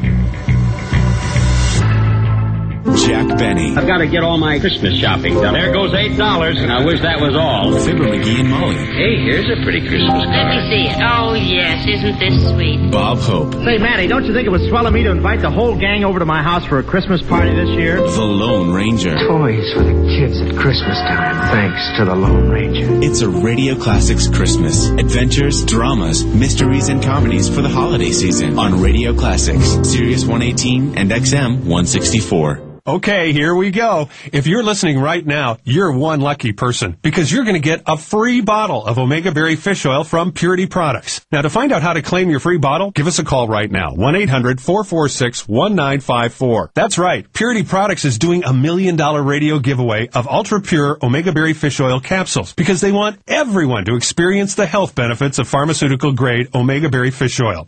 Now, everyone knows fish oil is important for heart health, but it also has powerful benefits for wrinkled skin, joints, even focus and concentration. And with up to 3 times the power of ordinary fish oil, well, you're gonna feel the difference. Try it before you buy it. Experience the miracle of fish oil yourself with a free bottle. Call right now and we'll also send you a free skin rejuvenating serum for fine lines and wrinkles. For your free bottle and free serum, call now. 1-800-446-1954. 1-800-446-1954. 1-800-446-1954. Credit card debt. It causes stress in your life, arguments with your loved ones, and collection agents call you nonstop. If you feel like you're drowning in credit card debt with no way out, listen closely. No matter how high your credit card debt is, at Jordan McKenna, we're not here to judge you. We're here to help you. Together, we can reduce what you owe and stop those harassing collection calls. We'll even design an affordable monthly payment plan. You could save thousands of dollars off your high-interest credit card debt. If you have over $5,000 in credit card debt, you could automatically qualify. So call Jordan McKenna now for a free, no-obligation consultation. Find out how to reduce what you owe, stop the never-ending collection calls, and get out from under that mountain of credit card debt. For your free, no-obligation consultation, call now. 800-437-0664. That's 800-437-0664. 800-437-0664. The Jay Thomas Show.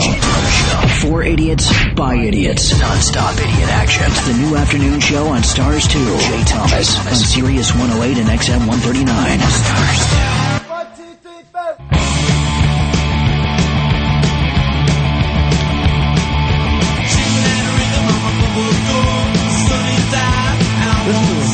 Yeah. Sounds like Neil Sedaka. No, it doesn't. It does. Come on. We're walking down the hall. We see this much too old guy to have. Same thing with Howard. Why do they have that long hair? What are they doing? I don't know. I mean, it's over, guys. It's like when you get in your 50s, you got to cut your hair. It's all black and the skinny jeans. But he has a show here, so he probably shouldn't, Is that the one that lived or died? Which one is that we saw? I got to think about it. Was he alive? He's alive. Marky Ramone. Oh, that's wonderful. He has a show on Faction.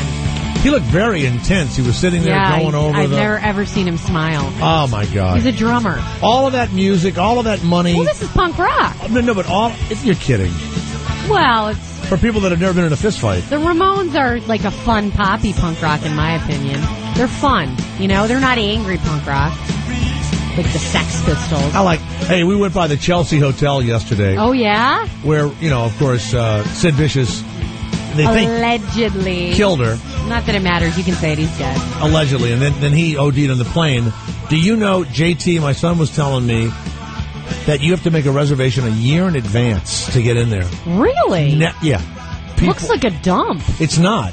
It's not a dump inside. It's actually cool. But it's so weird. People want to stay in. It's like the Chateau Marmont in Hollywood where John Belushi died. Right. It's packed all the time, and those rooms are not cool at all. I mean, they're like... How much is that a night? Like $500? Yeah, like a lot of money. Ton of money. So for one night. Can you imagine? Yeah, at the hotel that I'm staying in, and I'll say the name of it, I very seldom say it, the Flat Hotel. Flat meaning like an apartment, a European. And it's definitely a European hotel. There's English people and everything else. So the company puts me in the Flat Hotel. So they give me like a nice room. And then this time, they gave me a very small room, dark in the corner, right? So I check in, and of course, I was, as you know, having an anxiety attack about the economy and the stand-up. All of it. Like I thought we were going to come to work, and there'd be big chains on the doors, It's over. You'd be knocking. Help! No. Oh, Ben! I still have a contract! No contract once we're bankrupt, You'd be holding a popcorn tin trying to make money. Help! Help me! So I'm all, whatever. I get to this room and I go, oh my God, this is a terrible room. Terrible room they give me. And I think, but I'm not going to say anything because they're probably going, you're lucky to have a room like that. The economy, what the economy's like. And you know what? You're one of the ones that's overpaid. Right. That's right. They would say that. So I didn't want to cause any trouble. We flew you in here first class. Ooh. It's my contract. Right.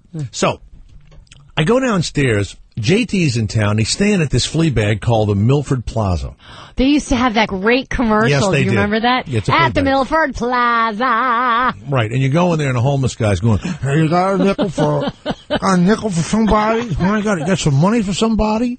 So he's over there for $150 a night, right? That much for a flea bag hotel? Yeah, I don't know. So it's okay. So I was going to put one of the guys in there. Then the other guy was coming, and we stayed in a room so small once that CNN had put me in. He went to take a shower, and I said, look, I'm going to go to sleep. Try not to get me wet. Right. And he always tells me, we had a room so small, my dad said, don't get me wet. I was taking a shower. So I said, God, we're all going to be jammed up in these rooms. So I go downstairs to the woman at the desk, and this is true of all these hotels. They can help you more than you know. And I read an article recently, if you are truly nice to everybody all the time, hello, how you doing? You know who hates my guts here, by the way? Who? This woman, Carol Ford. I don't know her, but I've heard of her. Yeah, nobody knows her. She's a little short black woman who worked at Short Black Radio somewhere here in town. And I must have said something to her or about her that I don't remember. Black Radio. So she has this power over me because she doesn't speak to me. She has this power over me. She's here in the building sometimes? Walks right down the hall and does not speak to me. Really? And I have no idea what I ever could have said to her. It wasn't here, right? Uh-huh.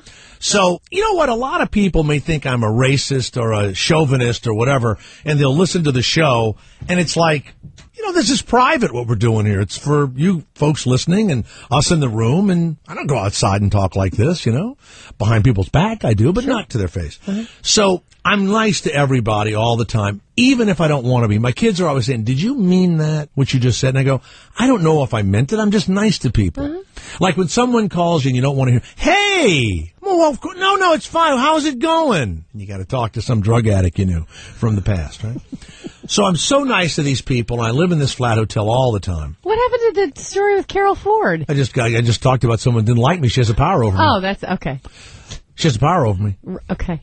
I've been really nice to her. As I walk in the hall, I go, hey, what do you think you did? I must have either said something about her on the air at some station. Here's the sad thing. I've never heard of her, but I must have worked with her because I am so self-centered. But maybe she's like that to everyone. No, I think one time she might have said to me, don't ever speak to me. Wow.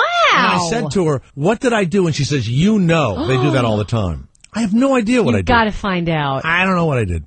So anyway, she looks like Gary Coleman's sister. Oh, so, jeez, you're not making it better. So anyway. You're not making it better. If Michelle Obama's listening, please give me a call at 888-410-202. I need to talk to you about government housing. Because, listen. You're crazy. A lot of change in the White House. You're still in government housing. So there you go. So here we go. So I go down, and there's a girl at the desk, Chloe. Nice woman, and they're all of indeterminate race now. Nobody's black, nobody's Chinese. Right. They're kind of Egyptian. Eurasian, Pan-Asian. I feel sad for people that are black, or Mexican. You're not going to be left much longer. Or what about me? Just white. Well, you're dying out, too. Yeah. You're dying out. But the Jews will fight against, being with blacks and Mexicans. We'll fight about anything. You're going to fight about. So you're going to stay the whitest people for the longest time. Right. The Jews and the Baptists will stay the whitest for the longest time, right? But Italians and everybody else, everybody's screwing everybody, and they're mixing the semen and the germs and everything else. So there she is, of a mixed race. And I say, my son's at another hotel. Sirius is paying for the thing.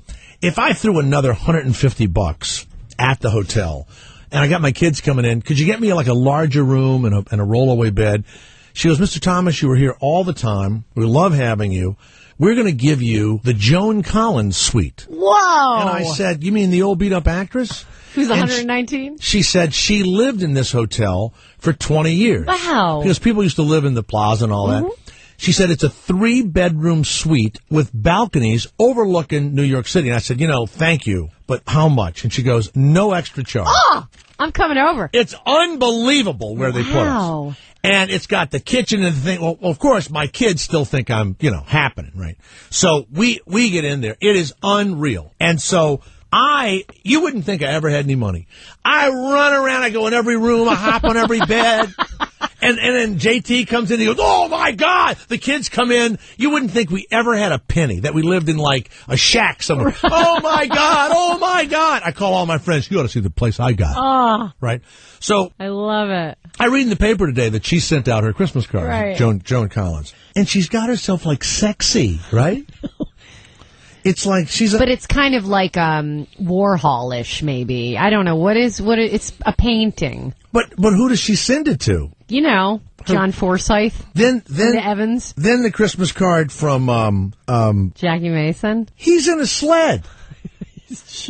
He's Jewish in a sled. Well, my mother sends Christmas cards. But you shouldn't. Just holiday cards. Christians. She painted a picture of a snow scene, and she had that printed up into a card. It was beautiful. She sent that out a couple years ago. She's really into her cards. Christians don't like Jews. Oh, nonsense. The whole holiday is about the Savior that the Jews have denied. That's what the holiday is. Easter's even worse, because that's when you killed him. Well, we have Hanukkah, which is not an important holiday. No, it's not important because as a Christian, we feel as though you made it up to try and horn in on our good time. Oh, no, it wasn't made up at all. Hanukkah's been around the whole time. We overshadowed it. But it has nothing to do with the gifts and crap like that. Garrett. It was your fault. Hanukkah's arena football. You know what I'm saying? No, it is. You're absolutely right. Christmas is NFL You're right. playoffs. Hanukkah, arena football. But Hanukkah's nice. The lighting of the menorah and what Hanukkah potato is? pancakes. WNBA. That's what it is. All right, enough. Pee Wee Herman is sent out. By the way, I think if you go to the Post, they have all these printed. New York. Paul Rubens shows himself. You cannot look at Paul Rubens without thinking of him jerking off in a movie theater in Orlando. Right. It's like Michael Richards. You'll never be able to look at him without thinking what he did. Well, even now watching the Seinfeld reruns, it's difficult. It's difficult. It doesn't bother me when I watch that, but that's all. And I was talking to some guy in the street, and I swear to God, just like walking down the street, and I said, hey, what are you doing or whatever. We said something or other, and he said something about Orlando. And I said, well, you're lucky to be leaving here and going down to Orlando. What do you guys do to stay warm down there? He says, we do like Pee Wee Herman. We jerk off in a movie theater. He just said it out of nowhere. He'll always be known for that. Oh. Now, what is this? The Rock. Oh, that one's Ivana super Trump. tacky. It shows earrings with diamonds. Is this a card or is this a sales? No, her card. It has diamond rings on it. Yeah. What's it say? Ivana Trump's card glitters with pictures of diamonds and gold and urges celebrants to a rock tradition this holiday season. She's the one that screwed Big Trump and got the money, and she was married to Donald. Yeah, she was like a skater or some nonsense. She had 3 kids with him. Okay. I don't his first wife. But that's why she's famous. She's been married like 5 more times. Remember, her newest young husband just dumped her. It's unbelievable to me. Unbelievable. And who do they send these cards to? Like, you know why they send the cards? Cindy Adams gets one. So you don't forget Larry King. God. Larry King just has, like, suspenders with, like, little reindeer on it and stuff like that.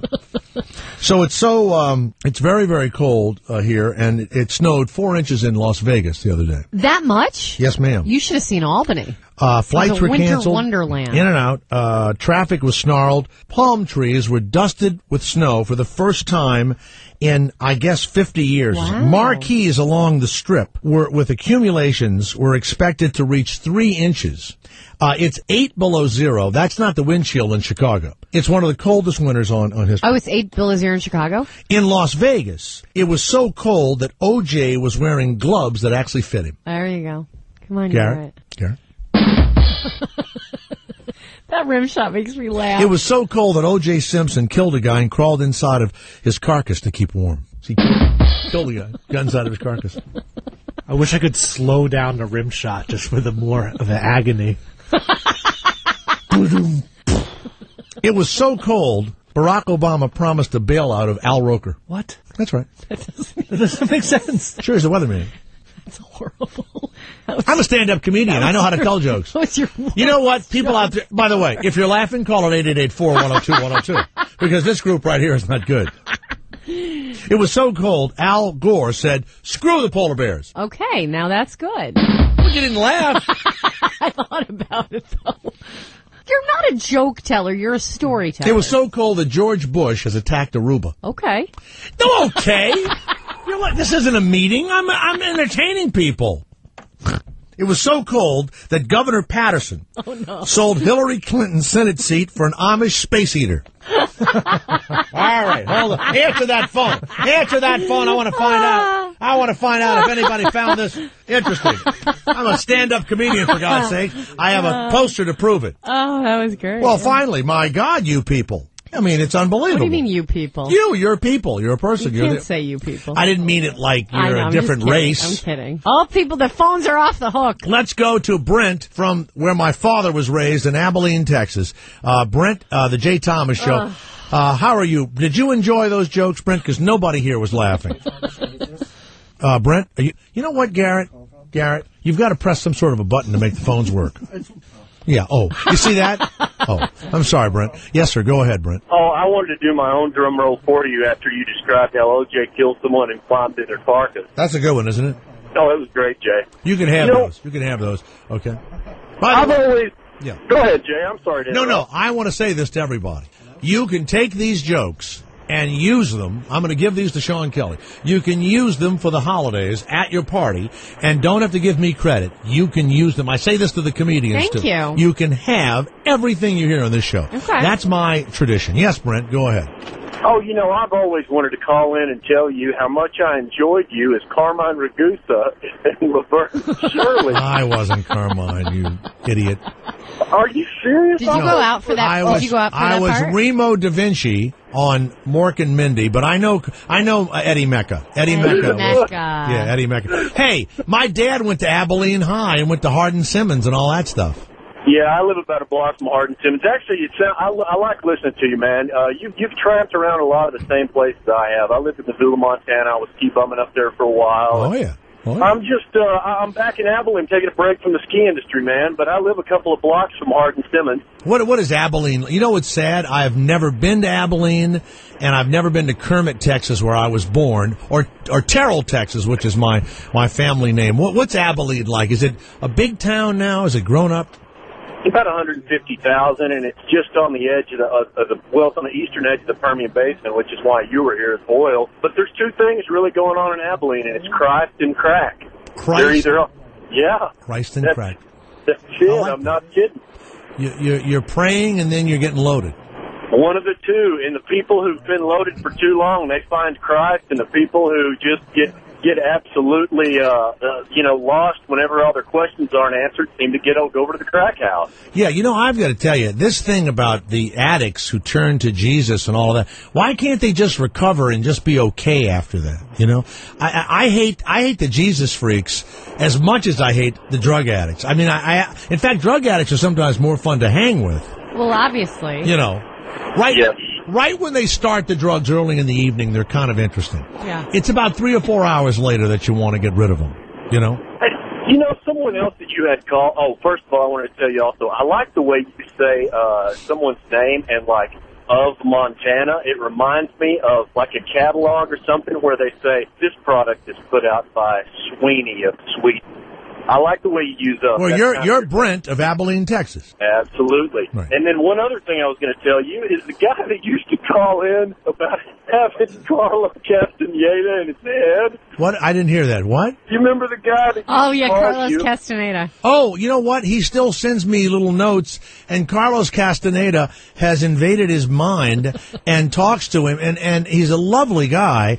And then another guy called up and said his son had the same thing. It's a real disease, and he's been on with us. I have not heard from him in a long time, and if he's listening, we haven't heard he means it, Brent, that this philosopher that he heard speak invaded his mind and won't stop talking to him, Yes, I've tried to put myself in that place, having read a little bit of Carlos Castaneda. I wouldn't think he would be someone who would wreak havoc in your daily life, but it drove that guy so crazy that he had to draw pictures depicting turds falling onto Carlos Castaneda in bathroom stalls. That's exactly. That? Yes, we discussed it all. We've told him to draw every sort of picture he could, and we've had an exorcism. We've had therapists talk to him, and if he's still listening, please give us a call if he hasn't killed himself.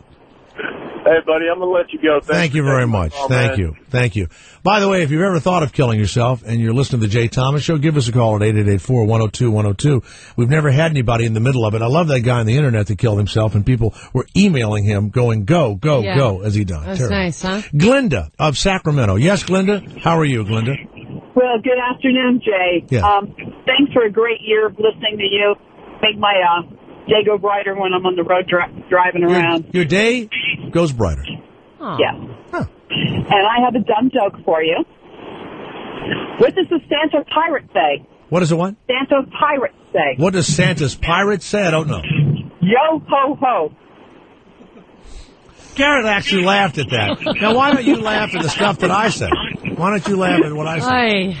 If I'd have said that, you wouldn't have laughed. Because it made sense. What she said made sense. Yeah, bailing out Al Roker. Get it? He's a weatherman. It's so cold, he gave a bailout to Al Roker. How about a pardon? No, because bailout's funny. Oh, okay. Yeah. Glinda, very funny. Take care. Have a good year. It wasn't funny. I feel sorry for her. She's going to go around with that joke all day? It wasn't bad. It was like a kid's joke. Thomas of Staten Island, the Jay Thomas Show. Instead of people calling and saying they enjoyed my jokes, they're trying to tell better ones. What's up, Jay? Hey, Thomas, how are you? Now I know why Shuey had you opening up for him. Why? To make him look good. All right, there you go. You see that? You see that? All right. I'll have you know that I was hysterical, okay? Hysterical. He really was. Hysterically funny. Hysterical. Yeah, you were great on Bubba. Oh, Bubba. You know what? Bubba re-signed for 2 years, and I called Bubba on the phone because, we all are in this thing together, Madison. Mm-hmm. Except for Marky Ramone, apparently. We're all in this thing together. And I thought, you know what? I know what he goes through. I know how horrible it is to have a negotiation. And he couldn't have been more gracious. He's been on the show before. And we had a very nice conversation about pop stuff. There was none of that dirty stuff or throwing crap into a fan and all that stuff. Uh-huh. It was a really pleasant You ever been on his show, The Bubba Show? No.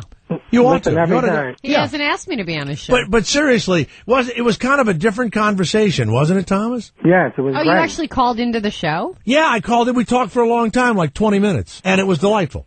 And then he went back to, a handful of human feces into a fan. I don't like humor like that. I know. I brought some class to that show. Was he funny? It was kind of like we were just talking, right, Thomas? Yeah, normal talk. Congratulations on your new contract. Right. Know what you're going through. This guy sounds like Art Sears. He does? A little bit. All right. Thomas, a friend of mine jumped off the Staten Island ferry and killed himself. Spalding Gray. Did you remember when he did that? He was your friend? Yeah, I knew Spalding forever. Yeah. Wow. And he, in his act, his one-man shows, he would tell everything about his life, including the fact that he was in love with his next-door neighbor and was having trouble telling his girlfriend for 20 years. She edited his material. Think about this. She was editing the story of him being in love with the next-door neighbor. She left him. She wanted a child. He gives the woman next door a child, right? Okay. Still doesn't make him happy. He tells everybody how unhappy he is, with that. Jumps off the Staten Island Ferry, kills himself. Yeah. Unbelievable. People are tortured. Now, I once said to him, if you ever write anything about me or anything you know privately, I will beat the crap out of you. I don't want you, because we used to hang out together. We did a movie together. I did his shows and all. And so that was, so have you ever thought, Thomas, of jumping off the Staten Island Ferry one day when you're heading home? Not really. No, really. I'll take the easy way out. Bottle of pills. Do a bottle of pills. Okay. All Yeah, right. but if you jump off, you land in the water and you survive. No, you freeze to death. Even in the spring, you'd freeze to death out there. Yeah. Okay. What a way to go, huh? No. You'd float Jay. for a while. You must be sorry when you jump. Yeah. Yeah. Yes, sir. You ever think about hitting Letterman with the football while you're trying to hit the meatball? Just turn to Letterman and throw him and hit him in the head with the football. Yeah. Oops, sorry. I might try that. And then when he's so hurt, I just take the show over. Yeah. Or turn it on Paul and hit Paul right in his bald head. Oh, my God, do it. No. I could kill somebody. What about the night that Bobcat, didn't he catch the couch on fire on Leno? Was it Bobcat that lit the... I don't know. Who lit the couch? He comes on Leno, he lights the couch on fire. The fireman came and everything. Yeah. Oh, I don't know. Oh, and he said, I'm pretty sure it was Bobcat. Huh. And he said, I was trying to be funny, do this funny bit. I go, you lit the couch on fire, Bob. They'll never have him back on there. Oh. Ever. All right. Thank you, Thomas. Hey, Jay, you think I get 8x10 glossy? Absolutely, Thomas. Hold on. Thank you. Hold on. Garrett, tell him at jthomas.com, 8x10 glossy. Mm-hmm. When you go into a store and the guy goes like this, Mr. Thomas, before you leave, I have a little something for you. Michael, would you tell Mr. Thomas what he has? He gives you like a little ring or something. That's never happened to me. No, never? Don, Austin, Texas. Go! Hey, Jay, big fan. Thanks. I thought you were great as Louis De Palma on Taxi. Oh, thank you. Everyone's calling in with the holiday goodness. All right. Thank you, Don, very much. Let's go to Jordan of D.C. Jordan of D.C., the Jay Thomas Show. What is it like to live in the seat of our nation's government with this incredible change coming? This black man, his black family is coming to live in government housing. What's it like there? What's it like there, Jordan, in Washington, D.C.? Man, Jay, I wish I could tell you, man. I'm just a truck driver driving through Washington, D.C. right now. Yeah. But Where do you live? Where do you live? Oh, I live out there in Albuquerque, New Mexico. What is that like? That's boring. Boring? When you go to D.C., do you ever park the truck and make a night of it? Because that could be a good town, Nah. I sat next to a woman the other night at a TGI Fridays. I was watching a ball game. And by the way, I ate some, like broiled chicken with a bourbon sauce and Really? the potatoes. Yeah, it's nice. It was delicious. The Jack Daniels? Yeah. This woman sat next to me. And what were you doing at a Friday? Well, the ball game was on. So I sit there and I'm having the thing. It's like, 7 o'clock at night. And she was a delightful woman and by herself. She's a businesswoman, lives in Atlanta, young, barely 35 years old. Comes to New York all the time. Never does anything. She doesn't do a damn thing. Huh. She doesn't go to plays. She doesn't go see nothing. I said, She goes to Fridays? And then goes back to the hotel and work. Crazy. It's stupid. Stupid. You got to pull the friggin' truck over and do something. Yeah. You got to go to the museums because what you guys do. Some people are very just small-minded and sheltered. You got to stop the friggin'. My wife traveled all over the world for Saks Fifth Avenue. I want to do that. And she was the underwear buyer for Saks for 10 years, and then she was a VP for them. And I would go, okay, you go to China. Uh-huh. What do? We go to the factory, all day in the factory, and we pick out cloth and everything else. Then what do you do at night? We go and we have a meal. Then what? Back to the hotel, because we have to get up early and go back to the factory. Now, she could be lying to me and could be screwing sailors for all I know. Right. But I would say, look, we've known each other a long time. You can tell me. Did you ever meet a guy at a bar and you had like a one-night stand in Hong Kong? She says, no, I never did that. I go, that's crazy. She went to France. Now, they would go out, but in a group. Yeah. Me, I can't wait to get away from the group as soon as I get to the place. When I lived in London for a semester abroad, I moved out of the housing that we had. Of course. And I moved in with this, British schooled but Nigerian born psychopath and his 16-year-old girlfriend. He got her pregnant. She had a miscarriage and they blamed me. But that's besides the point. I got out there and I lived in a flat. You mean being near a Jew can kill a Yes. child inside of a Nigerian? Yes. I was out there in the world with people, hanging out, doing my thing. When I went to North Carolina for a children's theater show, I had sex with a manager of one of the local What town restaurants. were you in? Raleigh? Greensboro. Greensboro. Mhm. I know Greensboro very well. So I broke away from the group and I did the town. And you got to do the town. Lubbock, Texas. I went out. I was a basketball announcer. I would do Lubbock, Texas, Macon, Georgia. We were out of Charlotte, North Carolina. Everywhere I went out at night. Yeah. I had cocktails. We got laid. We had the Meet greatest the people. time. We did everything. Yeah. If I traveled to Omaha, Nebraska, and Yeah. can have a good time. Yes. And by the way, no, I didn't have a bunch of money because first of all, those places don't cost anything. The museums are great. Sure. There's always a club or something happening. And you know those two idiots that we had on the other day that teach about relationships? Oh, yes. Do you know that stuff kind of works? You know, I was in the other night when that woman, I wasn't trying to hit on her, but when she was sitting there, you know, I'm sitting there going, the bartender started talking to me. So I'm Yeah. talking to the bartender. Yeah. And I saw somebody else and I talked to them. And you know, before you know it, she felt comfortable enough to say something to me. She had no idea. By the way, she was something or other in the computer industry. Had no idea But who I what was. they're saying is kind of a no-brainer. Just be friendly and talk to everyone. That's a no-brainer. Yeah, but you're not saying it. They write books about it. These guys are acting like they're going to make millions of dollars. I heard them in the hall, how rich they're going to be from giving advice. Are you serious? I swear to God, those two guys. You know what I'm going to do? Steal all their advice, and I'm going to do it. Please do. Yes, Ted, Indiana, the Jay Thomas Show. Yes, sir, how are you? Excellent, Jay. I enjoyed you all those years hosting Soul Train. Thank you. Appreciate Thank you very much. Appreciate it. Thank you all very much for calling. We're Thank you. we're frozen in here, Jay. Without power for 4 days now. I'm in my car, huddled, listening to satellite radio. I don't understand this. In the 21st century, how is it that they can't get the power turned back on? It's not the first snowstorm you've had in Indiana. Well, it isn't, but everything has like 2 inches of ice on it. There's lines for generators and heaters. And you know what? 10 miles down the road from me, the Amish have been living this way for 200 years. Well, it's so cold in Indiana that Larry Bird's tongue is stuck to a piece of ice in French Lick. There you go. There you go. Hey, you know what, Garrett? You didn't even know he was from French Lick, did you? I did too. Oh, okay. Well.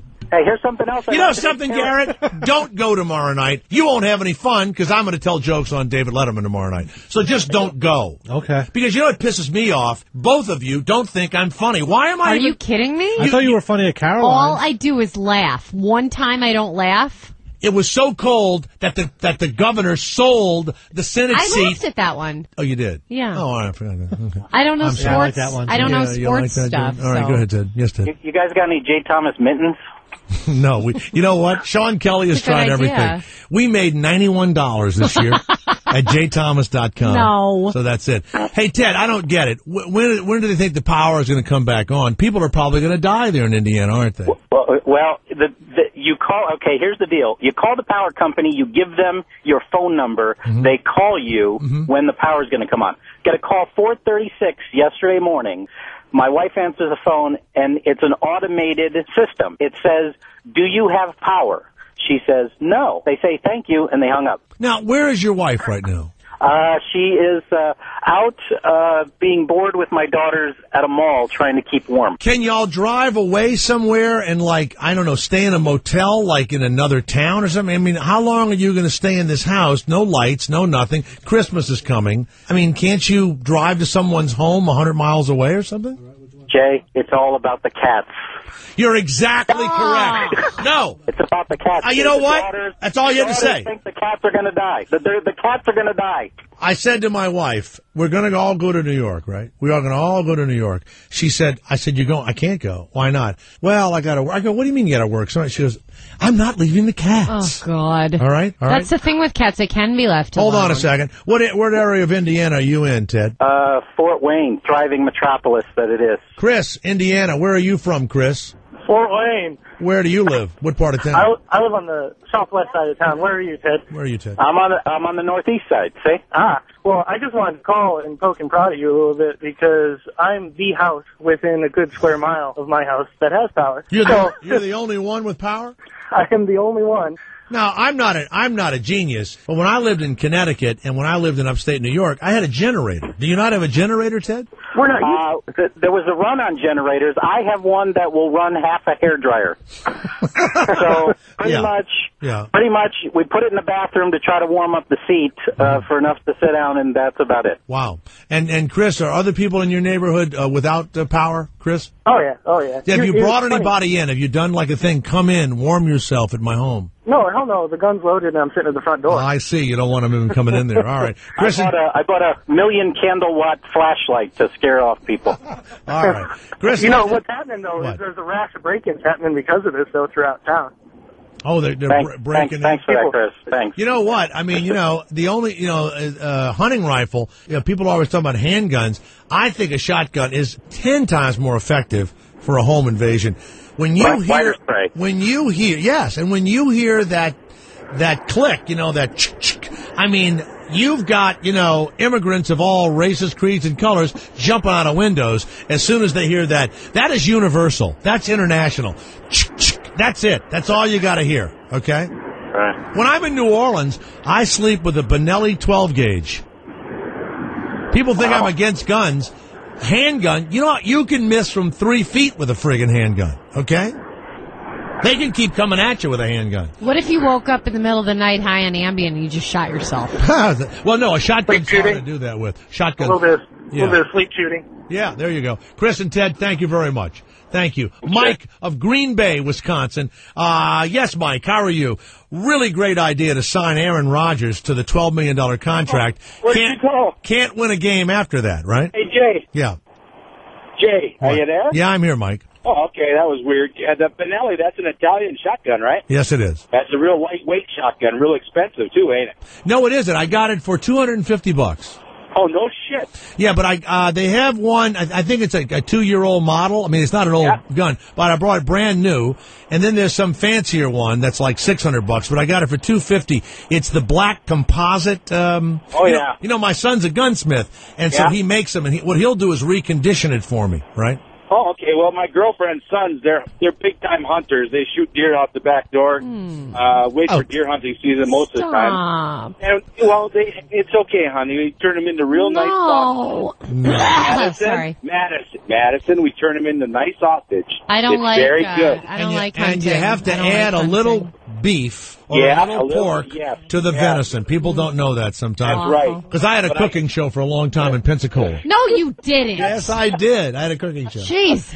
Yes. Mike, go ahead. Here's the joke. Okay, Here's the joke. Go My ahead, girlfriend and her, we're kind of like backwoods hillbillies. No, really? You're kidding. Yeah, to a point. Yeah. Southern Wisconsin, way out in the boonies, way out. Only three houses on the road. How do you know when your girlfriend's a real hillbilly? I don't know.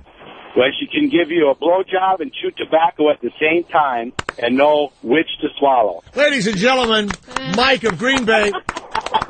Send him an 8x10 glossy, would you please, Garrett? 8x10 glossy from Mike. There you go. Thank you very much. You'll be hearing that one. By the way, any jokes you hear in this show you can use during the holiday season, all right? You know that wine breath that people have? And they go, hey, you want to hear one like this? Oh, yeah, all right.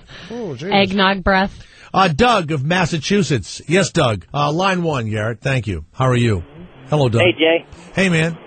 Hey, I got I drive truck over the road. Garrett hasn't been this busy since Opie and Anthony were both boning him up the ass. There you go, Garrett. It took me all year to write. He's too busy to do the rim shot. No, he can't do anything. He can't even do it verbally. Yes, go ahead, Doug. The phone. Yes, Doug, go ahead. Go. Jay, I got a cat. One of the reasons I like it is because I drive truck over the road and I can leave her home for a couple days. She takes care of herself. You know what I mean? Yes, it's unbelievable, isn't it? They really are. I leave her a bowl of food. Come home every couple days and refill it. Don't you wish all pussy was that easy? It's the Jay Thomas Show. Into the joke, I tell you. Sirius 108 XM 139. Society's oddities played like a fiddle. The Jay Thomas Show. The new afternoon show on Stars 2. Sirius 108 and XM 139. The new Stars 2. Sirius 108 XM 139. And Vinny, 6 a.m. to 9 a.m. East. Sirius 6 West. On me and Vinny replay directly after the show.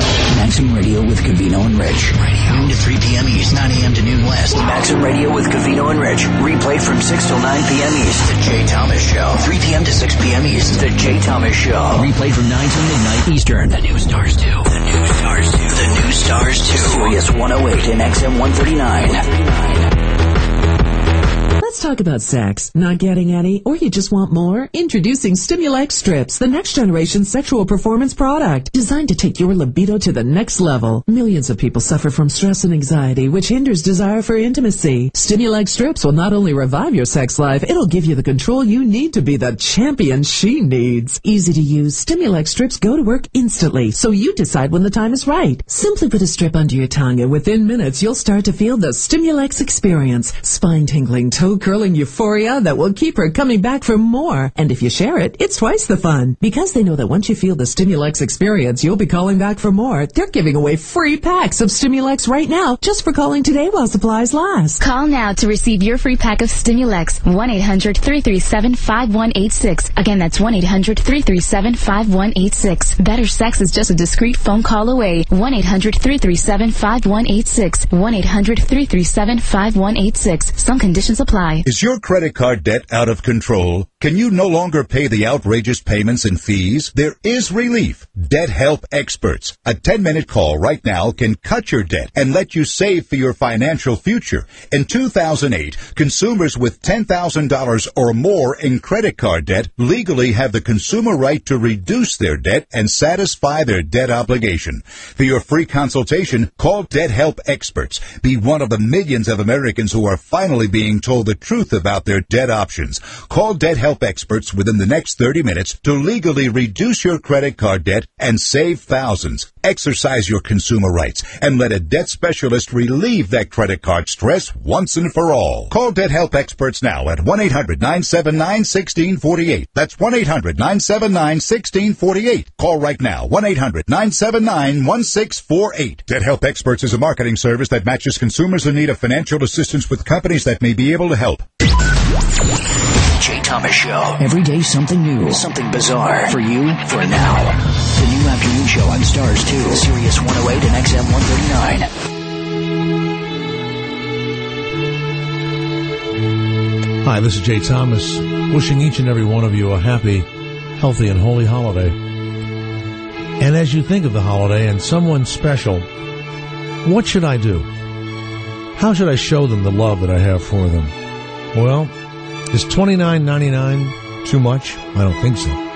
Not when you go to Pro Flowers. That's right. ProFlowers.com or call 1-800-PRO-FLOWERS. The 15 Christmas tulips mixed with fragrant Douglas fir in a free glass vase that they will remember forever. Or for $10 more, 30% more tulips. And then the festive keepsake candy cane striped vase. The colorful bouquet, the premium holiday vase. My goodness, that's an incredible value and over $15 in savings if you bought it anyplace else. The bouquet alone says Christmas. It smells great. It's so festive. And it's only available when you go to ProFlowers.com or go to 1-800-PRO-FLOWERS, and you must use the password JThomas. By the way, they give me a little treat. If enough of you do it, there's a little microphone, I believe, in the upper right-hand corner. It's a radio microphone. You click on it, and you just type in the password JThomas, and then it leads you to ProFlowers.com's incredible offer of these Christmas tulips. Or call them at 1-800-PRO-FLOWERS. And don't forget to use the code, even when you order there, JThomas. Remember, you can still get it for Christmas or the day or two after. They'll understand. It's snowing. All right. Let's go to Leo of Ohio. Yes, Leo, the Jay Thomas Show. How are you, sir? Good. How are you, Jay? Good. Let me also say that we do have a guest coming on who's done a crazy thing. The Catholic Church has hired the devil to start telling people about how great it is to be a Catholic.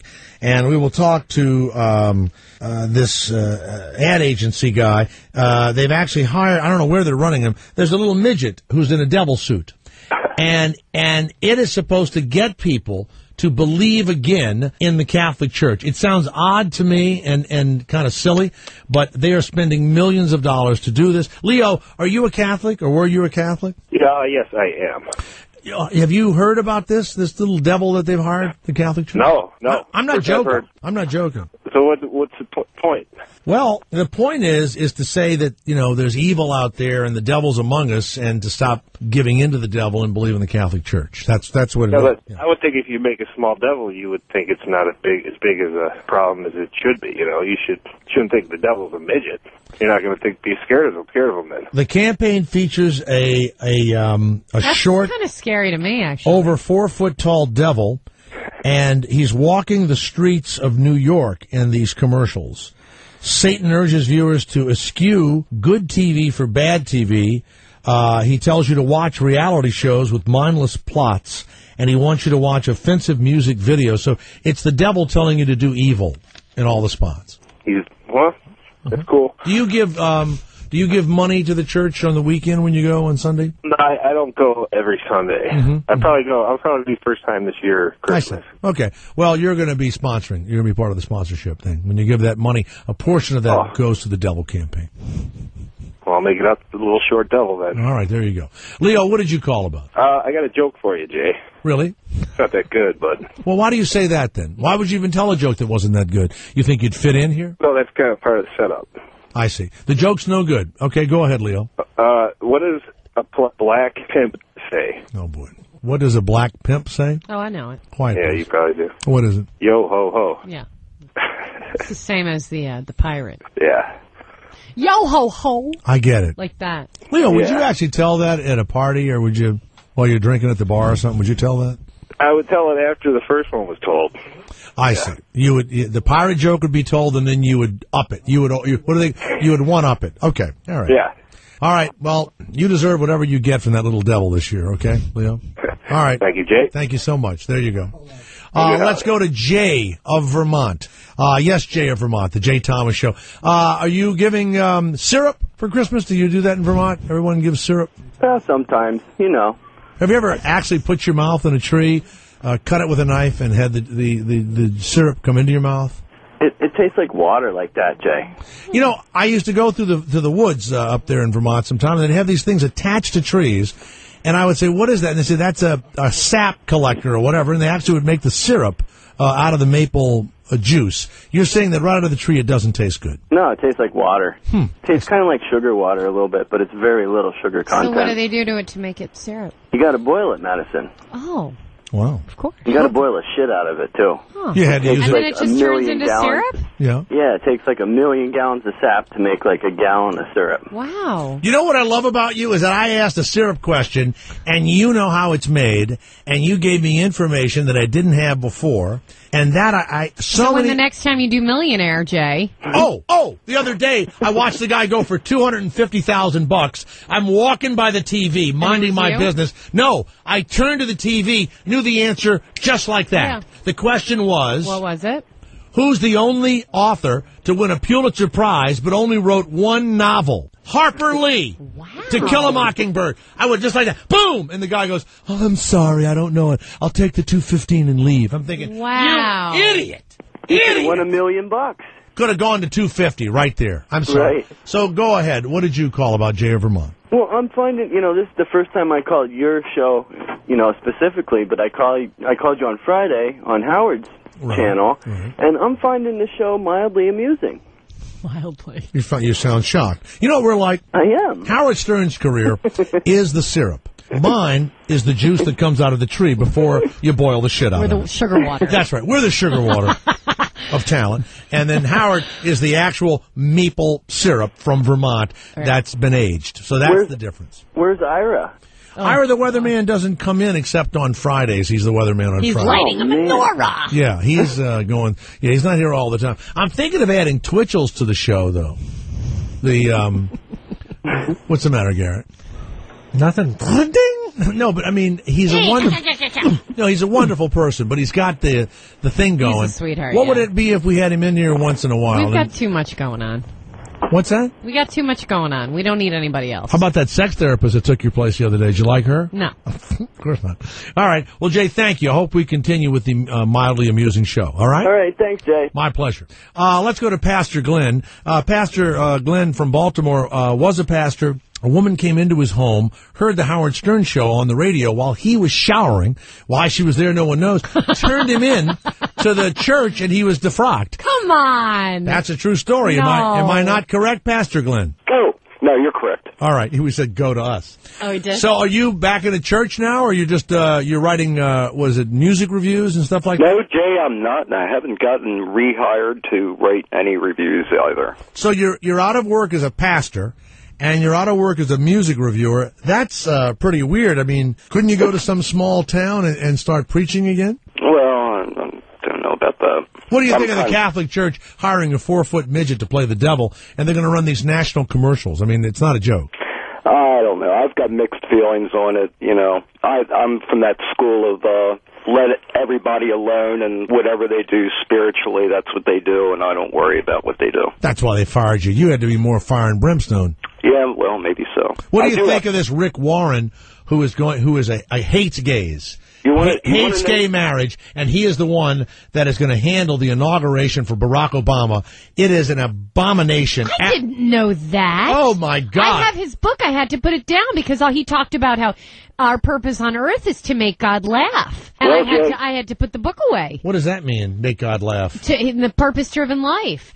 Our purpose, we are here for God. It's all true. About the afterlife. But he does not like the gays at all. Of course not. And so Barack Obama's doing that, so we'll forget his middle name is Hussein. What do you think of that, Pastor Glenn? Well, I have to say, the other day I heard him interviewed, and you're going to hate me, but I really agreed 100. In fact, every answer he gave, I thought, that's exactly what I would say. Rick Warren, huh? Yeah. What about the gay thing? Why would Obama do that? Because to set the hook. Well, so now gay people are pissed at him. They're like, we voted for this guy, now he's disappointing us. Barack Obama will not pull the troops out of Iraq. He will not pull the troops out of Afghanistan. He is against gay marriage. So basically, all these people voted for him, thought he was Jesus, and he was going to change the world. And I said, mark my words. Yes. I said, vote for him. Nothing's going to change. Yes. It's all going to be the same. Yes. Nothing's going to happen. Nothing. You want to hear something else? As soon as he gets in, he's going to say, I'm not that black. Yeah. I know that. Madison, happy Hanukkah. Thank and I you. have to say, you're doing so much better this week. I don't know if you were a little amped up last week, but you're being a really good co-host this week. Wow. Oh, thanks. My but God. I think I'm sucking today. When a thank you. defrocked minister and an out-of-work music publisher guy gives you a compliment, there's nothing greater than that during the holiday. I'm telling you. All right. But Jay, can I just say, when he talked about the gays and Madison, I actually heard some of the biggest rabbis in the Jewish community talk about this, and they said, we all have desires to do certain things, but we don't act on it. Right. And some people are given things to overcome, like alcoholism or drug addiction or sex, and that maybe the gay thing is that way too. Maybe they have these desires, and it's something to get over that, No. You're born. I think you're born You're gay. Born gay, and why shouldn't you have a good time? You should have a good time. If I was born gay, I'd be screwing I don't know what the big deal. I don't know why it bothers. I think it bothers people because they think, as long as he doesn't make a move on me. All kidding aside, Christ hung out with 12 guys, and you're telling me nobody in that group was gay, right? Well, they did say the one guy, who was it, Paul or John, that he loved Christ in an eros way and not the... Well, there you go. I really don't think Jesus would mind. No, not at all. Well, Christ, if you look in the Bible, Christ does not say one thing about homosexual. Well, then why do people have such a problem? Did you know, though, when people used to go to his home, he always had doilies out, lovely flowers. He really did. He always had little birds around his head. Towels. I mean, really, he did. Always. Wonderful to his mother. Wonderful to his mother. Right. Okay. And hung around with these guys and was always talking peace and love and being kind. Yeah. Okay? All right. Yeah. Hey. Sounds like me. But, Jay, why have you been so down on, the one thing I don't get is everybody always lumps Christians into one lot. And they're just as varied as any other type of people. You know what, Paul? I'll tell you what. I'm going to put you on hold. Would you stay on the line? Because we're going to have the guy that thought of the thing with the devil for the Catholic Church. And maybe we'll continue this discussion with you in a couple of moments. Is that okay? All right. It's the Jay Thomas Show. That's right. Put him on hold. Don't let him answer. Sirius 108, XM 139. All right? Jay Thomas. Jay Thomas Show. The afternoon drive show on the new Stars 2. Sirius 108 and XM 139. On on Stars 2. The new morning show is Me and Vinny with Vinny Politan. On Tuesday's show, Michael Billy filling in for the Vinny Politan on the Me and Vinny show. Nikki Button's uncles will be in studio to talk to us about a little Nikki growing up. And the men behind Michael Billy himself, Michael and Michael, the guys at Michael Billy Media, playing music for us live. Me and Vinny, where the me is you. Me and Vinny. Weekday mornings at 6 a.m. East. It's the new morning show on Stars 2, Sirius 108 and XM 139. When the pressure from past due credit card bills becomes too heavy for you to carry alone, Acopia Consulting wants you to know there is a way out without filing for bankruptcy. Acopia Consulting are professional debt analysts who can help you reduce your debt by 30 to 70% in as little as 12 to 36 months. You can lower your monthly payments and finally get ahead. Call for a free, no-obligation consultation to find out just how much you can save. If you owe more than $10,000 in credit card bills, medical bills, or department store debt, Acopia Consulting can give you real solutions to your debt problems. Individual results will vary, not available in all states. Call for your free information and get a team of debt negotiators on your side. Call 800-504-7535. Break free from debt. Call Acopia at 800-504-7535. That's 800-504-7535. 800-504-7535. I'm so glad we left that stupid party. No joke. Hey, baby, are you an overdue library book? Because you got fine written all over you. Oh, barf. What about that girl with the hoop earrings? Ridiculous. When she was dancing... Megan, look out! Look out!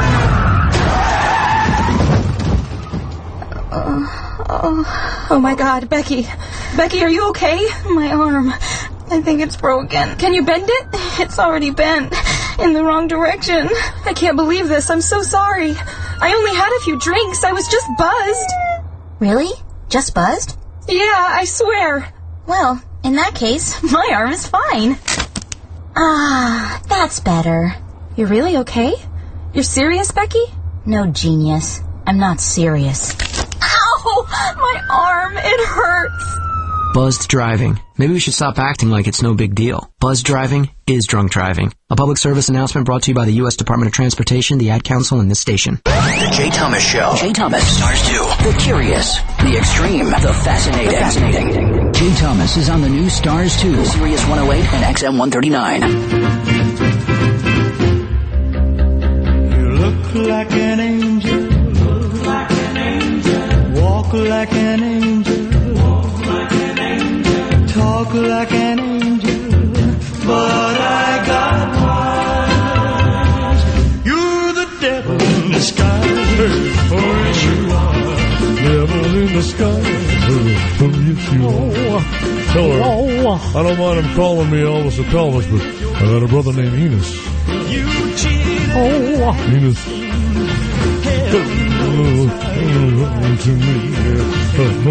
you find Elvis overrated? Absolutely. But you know, I had a buddy two guys I played football with at a little school in North Carolina, and one guy imitated Elvis, and he became the president of the Philippines' personal Elvis impersonator. Oh my God! What was Imelda Marcos? What was her husband's name? Oh, Ferdinand. Ferdinand. Yeah. Really? And he went over to the Philippines, and he's performing like in a Holiday Inn, right? He also had a wife, my friend, who had her jaws wired shut so she could lose weight. Oh. She drank nothing but malts and gained like 10 pounds. But he worshipped Elvis, and he said other impersonators wanted to kill him because they wanted to be Marcos's thing. Wow. Then another guy calls me one night, and he left his family. This was before Elvis died. He had played guard on the team, and he wanted to follow Elvis and get a job as like a I don't know what, like a roadie or something. Yeah, people worship this guy. Yeah, I know. It's unbelievable. We have a whole channel. It's odd, isn't it? It is. Hey, did you see that Paul McCartney's dating another ball buster? Did you see the woman he's dating? Chevelle. What do you mean she's a ball buster? Ball buster. Bite a nail in half, ball buster. Like nothing but trouble. Well, Yeah. That's what he likes.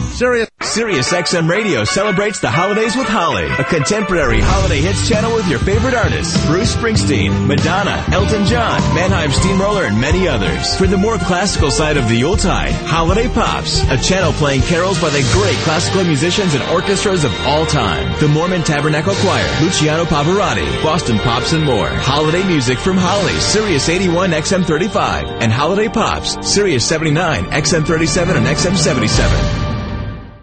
Imagine a lifetime of the most exclusive, star-studded, action-packed radio entertainment all in one place. Now, you don't have to imagine. For a limited time, SiriusXM is offering everything worth listening to for the life of your radio at a savings of $100. With commercial-free music, talk, comedy, news, and sports 24/7, you can grow old listening to your favorite channels, including E Street Radio, Willie's Place, Shade 45, Radio Margaritaville, Underground Garage, and everything in between, including Bob Dylan's Theme Time Radio Hour, Tom Petty's Buried Treasure, B.B. King's Bluesville, The Grateful Dead Channel, Seriously Sinatra, and Metropolitan Opera Radio. Plus, all your favorite sports from the NFL and NASCAR to the NHL and the PGA Tour Network. It's all in one place. And for a limited time, you can save $100 when you sign up. Call 1-877-6-SIRIXM. That's 1-877-674-7496. If your credit card debt has gotten out of control, if you're over your head at monthly payments, here's one powerful secret the credit card companies don't want you to know. You have the right to settle your credit card debt for a fraction of what you owe, allowing you to cut your debt up to half or more. That's bad news for credit card companies, but it's great news for you. We're Consumer Debt Advocate, and we'd like to offer you a free consultation that will help you start eliminating credit card debt. For your free consultation that will set you free, call 1-800-987-6281. Don't ruin your credit by declaring bankruptcy. Settle your debt and move on with your life. During your free consultation, you'll find out what the credit card companies don't want you to know. For your free consultation that will help you settle your credit card debt for a fraction of what you owe, call today. The number is 1-800-987-6281. 1-800-987-6281. Jay Thomas. New for afternoons. New to 108 and new to XM. Jay Thomas. Stars 2. Jay Thomas. Sirius 108 and XM 139.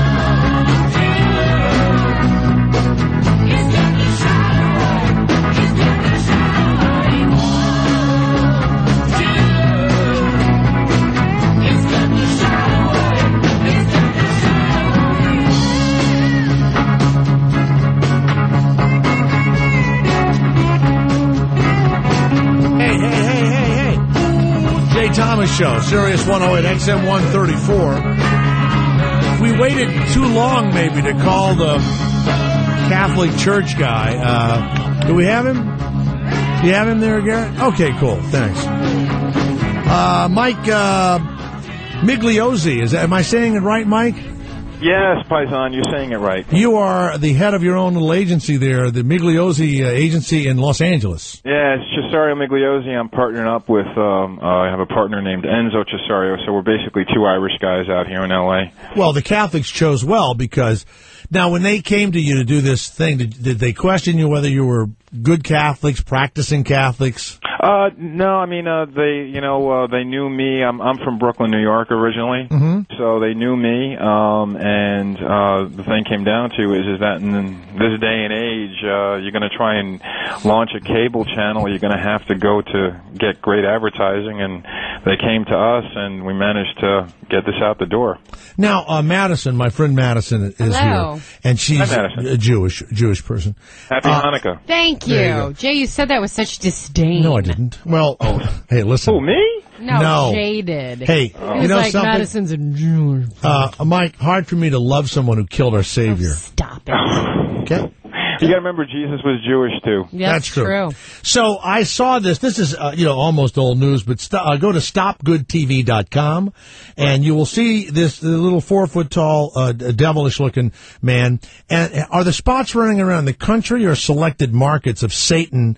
Kind of talking up evil so that you'll become a Catholic, right?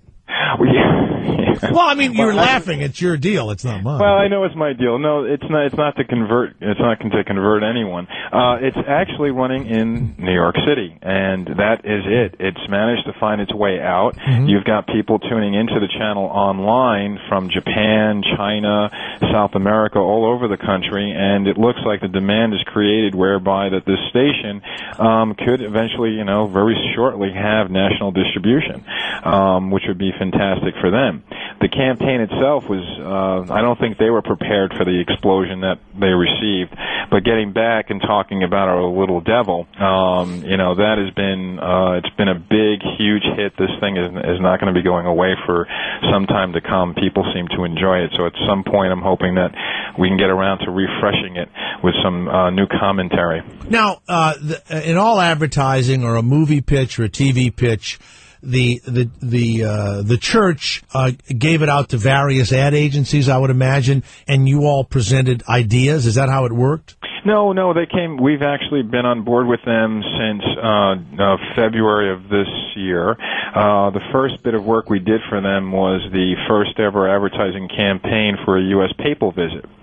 And so we came up with a property called WatchThePope.com, and it was for people to tune in to see the Pope in New York, and he also went to Washington D.C. And they also did coverage when he went to Australia. So that was the first bit of work we did, and our approach has been to make it approachable. We're treating all of this like we've treated all our past clients, whether it be Nike or an ESPN, in much the same way, the approachability. So whether you did all the funny spots for ESPN? Back in the day, yeah. Wow, those were good spots. I even know those spots. I always thought those were done out of an agency in Seattle for some reason or something. No, actually out of Portland. I used to work for that agency. Oh, that's you. Yeah, there was out of Charlie Steiner, of course, right? My buddy. Oh, yeah, we're good buddies.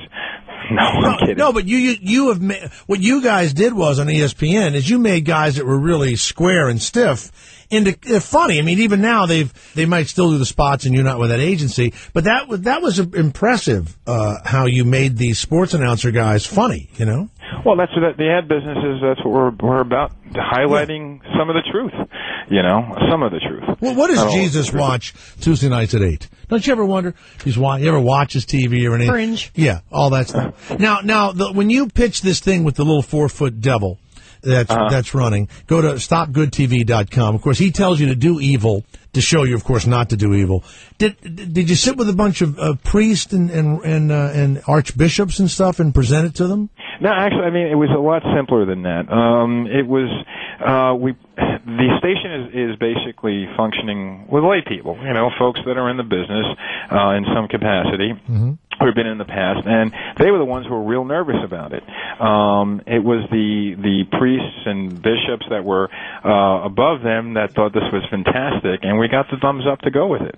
And so the priests liked it, the lay people didn't like it. The lay people were nervous. Idiots.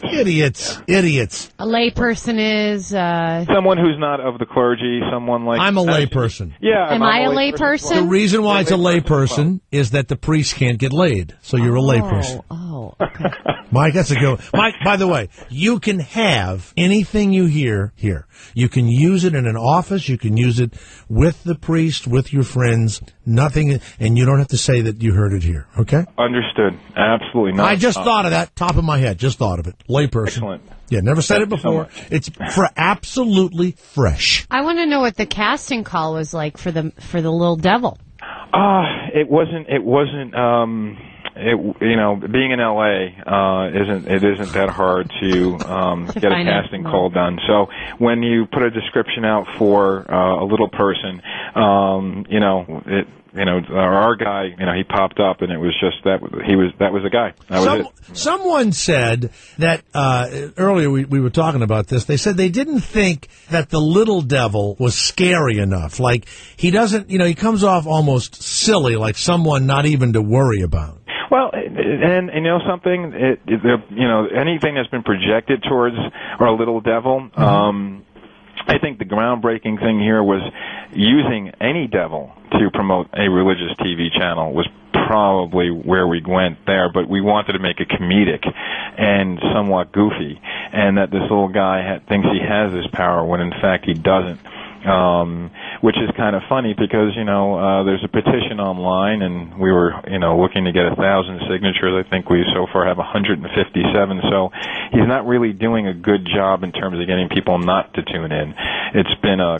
He's against the channel. Absolutely. That's his deal. He's against the channel. He's the anti-spokesman. He does not want you to tune into this channel. The whole build up to this was do not tune into this new channel. We want to keep our TV filthy. We want to keep our reality shows mindless. And there's a report out now. MTV is now going to do 16 more reality shows. So I guess he's doing his job. They are not going to do? They are doing 16 new. They're changing all their programming or something. Oh, I see. Now look, it really is funny that you go after reality shows. I mean, I personally don't like them because they're mindless and all that other stuff. But the reality is that the average person finds more drama and more comedy on a reality show than they do on any sitcom or anything. So that's an uphill battle for you guys. Oh, we're not. Yeah, I mean, the thing comes down to is how if I'm not going to get into. I'm an ad guy. I'm just a dumb ad guy. Right. That's it. Okay, but as far guys as that are really smart always say they're dumb. Well, yeah, no. Come on, Jay. That's to make me think you're smart, just like your ad. Yeah. Well, the thing comes down to is that if it's something's offered and people are going to tune in every week, and if it's a really good, well written or well done, even a radio show, the thing comes down to is everything that's well done, people will tune into. When you get lazy, and that's what happens, you're going for the quick buck, you end up with reality programming. Why don't you make a reality show called The Apostle? And it's like The Apprentice, but you have to get Jesus to pick you and not kick you off of Mount Olive. There you go. Okay. I mean, all kidding aside, why wouldn't they make a reality show that's more niceness-based? I mean, if you're going to do this devil thing... Because nice isn't interesting. You could pick something out, Mike, couldn't you? No, well, the thing is, I'm not the programming guy. I'm just the ad guy. The channel itself they've got tons of programming right now, and that's moving on. There's going to be launching a lot of stuff over the next few months. Right. But the bottom line comes down to is reality. When I using that as just a joke. For the most part, that was one of the campaign lines in terms of, reality shows, keep them mindless and watch mindless television, and that this is good TV. Who knows? Maybe, Jay, we can have you make a suggestion to the GM for a reality program. Well, we have the Catholic channel on Sirius Satellite. Yes, and I think it does well. No, I know it does, and I think that one of the guys that's one of the hosts on there, I can't think of his name. Father Dave. No, he's not a priest. He's not a priest. There's a comedian. The kid. There's a Lino Rulli. Lino Rulli? No, he's on net. He's the comedian that's a virgin, never had sex with a woman. Are you serious? Oh, no, he's had he's had sex. No, he's a Catholic. He hasn't had sex. He's had sex. He told me he hadn't had sex. Lino. Madison seems to know. I'm pretty sure he's had sex. He has not had sex. Garrett, has he had sex? No. Not with me. No, you can't have. I'm pretty sure he's had sex. Well, I'll have to call him. He hasn't. I know somebody he dated. Well, on the radio, he says he hasn't had sex. Okay. Well, then that's on the radio. So the little devil's already turned the poor guy. All right. Everyone has had sex. Mike. There you go. Migliozzi. Go to stoptv.com. Stop Good TV. Stopgoodtv.com. Yeah. And we've got another thing going on right now, Jay. What? Have you heard about it yet? What? SuperBowlGlory.com. What is that? Well, right now we're getting 8 advertisers to share a Super Bowl spot. Right, and what is it going to be about? That's the way to be seen. So we're planning some stuff. You'll see. You mean 8 different advertisers and one spot will be about 8 of them? 8 spot, yep, and a 30-second spot. Why wouldn't you just run their names 8 times? Well, because you can't get showgirls in it. So if I watch the 30-second spot, will I know that the 8 different advertisers did it? Yep. And you thought of this? We thought of it, yep. Okay, all right. Let's go to Pastor Glenn of Baltimore. Pastor Glenn, what denomination were you before you were defrocked for being caught listening? You were a Lutheran. So would the Lutherans ever use a little devil to try and get people to be, more religious, Pastor Glenn? No, actually, at my church, they rarely spoke of the hellfire and brimstone stuff. Yeah, Mike, the Lutherans, have they come to you? Because nobody's becoming a Lutheran, that's for sure. No one's come to us about, not from the Lutheran faith, no. What would you do for the Lutherans, Mike? I don't know. I'm Catholic, so I don't know. I would try and convert them to Catholicism. There you go. Pastor Glenn, how do you feel about the little devil promoting, and going to a certain channel, of course, a Catholic channel?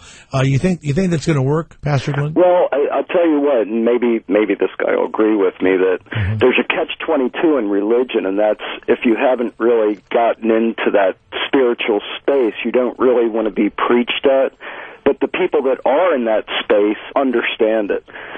So it is like a catch-22 there. I think Pastor Glenn's been drinking, Mike. I don't know what he's talking about. I have no idea. I think the thing is that anybody. I'm not going to as far as. That's completely wrong. So don't you think that people don't, like a lot of people, if you say, there's a hell and a devil, and they're going to get, and most people that aren't spiritual don't want to hear it. They don't. No, of course not. No one's looking at no one's going to be looking at the consequences of their actions. They don't want to think about them. Well, you know what? I've always said this. It seems like the people that we're going to meet in heaven, Mike, are really boring. It's going to be all these born-again Christians and all these do-gooders and everything else. And I know we're going to be, being stuck with, sticks and burned and everything else. But it's going to be kind of, except for Hitler and except for Saddam Hussein and these horrible people who I'm sure are going to be put in a whole other section. I wouldn't be in their condo. I'll tell you that now. Yeah, there's different levels of hell. There's got to be different levels of hell. You know what I mean? We're guessing, but Jay, we're guessing. Oh, you mean we might all get down there? For all you know, we may all be down in the same room. I don't know. There was an image of hell that a friend of mine told me about, that you fall actually in this big vat of crap, and you're just floating in this crap. Oh. And one guy turned to the other and said, this isn't so bad. And the other guy, yeah. Wait till the Episcopalians come through in the motorboats. Good evening, ladies and gentlemen. You get it? They come through in a motorboat. Yeah, I get All right, there you go. Well, Mike, for those of you who want to see this spot, go to stopgoodtv.com or netnewyork.com. The little devil is there. Mike Migliosi of the Cesario Migliosi Agency, right? That's correct, in L.A., yep. And Madison and I both do voiceovers, by the way. Okay, well, yes, you know what? We do. Yeah, please, get me your info. Really? Okay, we will. We will. It's on the way. Yes. All right. Well, listen, we may have a Super Bowl spot coming up, guys. Who knows? Okay. Well, me, of course. I'm well known in the voiceover business. But I'm not, but I sound like a teenager. Okay. We'll send you our contact information, Mike. All right. Thank you so much, Jay. Hey, Mike. Thank you very much. Good luck and all that. Merry Christmas and a Happy Hanukkah. Happy Hanukkah. We will. Merry Christmas. We'll do it all. Thank you so much. We'll do it all. Jason, Detroit, the Jay Thomas Show. Yes, sir. Go ahead, Jason. Line 1, please, Garrett. Garrett's sending in. You're not going to get a voiceover thing. Hey, Jay. You don't have a tape or anything. Don't be doing that. After we do it, you don't do it. They need someone with too much saliva in their mouths. They're not going to do that. I'm the one. I already have that market. It's funny because my friend's father is dying and he can't produce any saliva. So maybe Garrett could donate. You could go over and donate saliva to the dry and dying. Line 1, Garrett. Just hit line 1. Yes, sir. Yes, Jason, Detroit. How are you? Hey, Jay. I want to say I love you as Horshack on Welcome Back, Carter. Thank you. The reason I called was I just wanted to know if the priest had like a casting couch, from Altar Boys maybe to play the little devil. Now, you know what? I saw you on the line. I knew the call wasn't going to go right. We have the Catholic channel here, so I can't. I can't go there. I also got another idea for a show for them. Who wants to date an altar boy and you can have like a bunch of priests? We can't go there. Don't you understand that? Why not? Because they're our brethren. So what? You made fun of Marky Ramone. Well, it would be like eating one of Martha Stewart's cookies and going, call that cooking? You can't do that. Let's go to Paul of Salt Lake City. The famous Paul, who, this guy, is it Pablo Castaneda? Carlos Castaneda. Carlos Castaneda, who is a philosopher and a historian, gave a speech, and poor Paul, it invaded his psyche, and it's made him completely crazy, and people actually call up all the time. How have you been doing, Paul? So, just hanging in there. Hey, I got a joke for you. Now, did Carlos Castaneda tell you this joke, or is it your own joke? Oh, it's my own joke. What is Carlos saying to you right now before you tell the joke? Nothing. He's repeating my words. Okay. All right. Go ahead. He makes fun of me. Like, if I'm at the counter at a grocery store, he'll start going, blah, blah, you know, like someone's behind you making faces while you're talking to someone. That's what he'll do to me, and I'll be trying like not to laugh or something like that. Shut up, move on. Is he like the spot in that Tide commercial on the shirt that goes blah blah blah blah blah? You know blah. what? It's almost like I can hear something. Answer Madison. What? I don't know what I'm hearing. What is that? I don't know. I think he would have a Spanish Paul, accent. speak up. He would have a Spanish accent, you idiot. Ay caramba. You idiot. You're the most untalented. That's why you're there, you know, so you can never overshadow Yeah, me. but he could give saliva to a dying cancer man. We've already said that. Yeah. All right. What's the joke? Paul, who is being tortured, and his body and his mind have been infested with Carlos Castaneda. Go ahead. It's so cold, they took the rifle from Charlton Heston's hands. That's actually a good one. I had to think about it. I don't get it. Well, he once said you have to take this rifle from my cold dead fingers. Oh. Right. Is Charlton still alive? No, he's dead. He died. He's dead, yeah. You know who's got Alzheimer's now? Is Peter Falk. Yeah, Peter Falk, Columbo. How would you tell he had Alzheimer's? He kind of repeated himself all the time. Yeah, excuse me a second. You get 2 pair of pants with that suit? You know, he would do that kind of... He would walk away and he'd go... Alzheimer's is sad. He would turn around and he'd go like this. He'd go, yeah, I forgot to ask you a question. One more question. Like that. Didn't he do that? So he kind of used that Alzheimer's. He probably had it all the time. Mm-hmm. You know, this ought to scare you. The last 2 years of Reagan's presidency, he was completely out of it. I mean, gone. He was not. Full blown. Yeah, he was gone. Kindergarten gone. He was what? Kindergarten gone. Kindergarten gone? He was drooling on himself. They would take him upstairs and put him in front of reruns of Hee Haw, the same one over and over again. I'm not kidding. Remember the last public photo? He took a walk in the park right in front of his Beverly Hills house. That's right. And there was a little boy who got to have a picture with him. Right. And he was like, he could barely think. Oh, that breaks my heart. Yeah, I mean, what's dangerous though is I guess George H.W. Bush was running things, or Nancy with her, you know, her astrologer. They were running things. Yeah.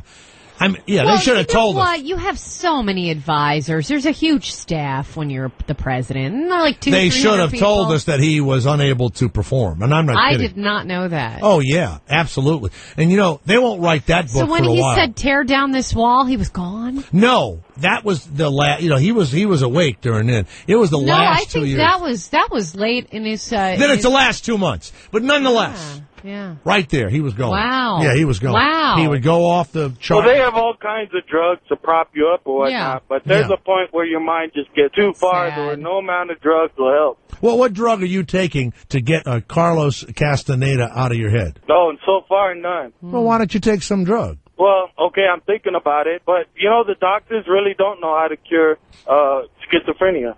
Now, will you go crazy and get a gun and kill people or something? No. Good. But how do you know that? He can move my body independent of my will. He can move my arms and legs and make me say things out loud I don't intend to say. Mm-hmm. Make me thinking a whole train of thought along the lines that I wouldn't normally think. Mm-hmm. He can do anything. Take over any one of my 5 senses, even physically. Has he moved your arms? And when's the last time he moved your arms or legs involuntarily? Every single day, at least once an hour. But where? Where do they just fly out? He hasn't done it while you've been on with us. Huh? No, he's behind my nerves right now. He's behind my head. He tries to fog my mind up so I can't remember what I'm Do you go gonna to say. therapy? Well, I'm in a sleepy little town of like population of 50 people.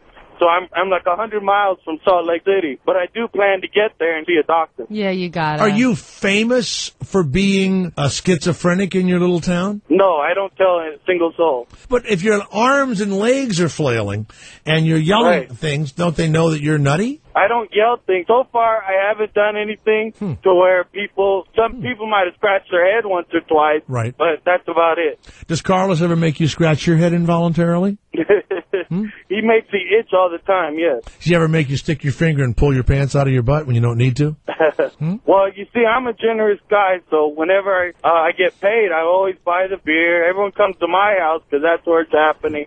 So it kind of makes up for any kind of craziness I might have. So you are still a party animal schizophrenic that Paul Castaneda is in your head. Well, you couldn't call me a party animal. I mean, I've woken up on the porch a couple of times. I got you. But when your friends come over, do they ask you how it's going with the man that's taking over your? I don't tell anybody about it. You mean you guys? You're kidding. You only share it with us. You're my only outlet. Wow.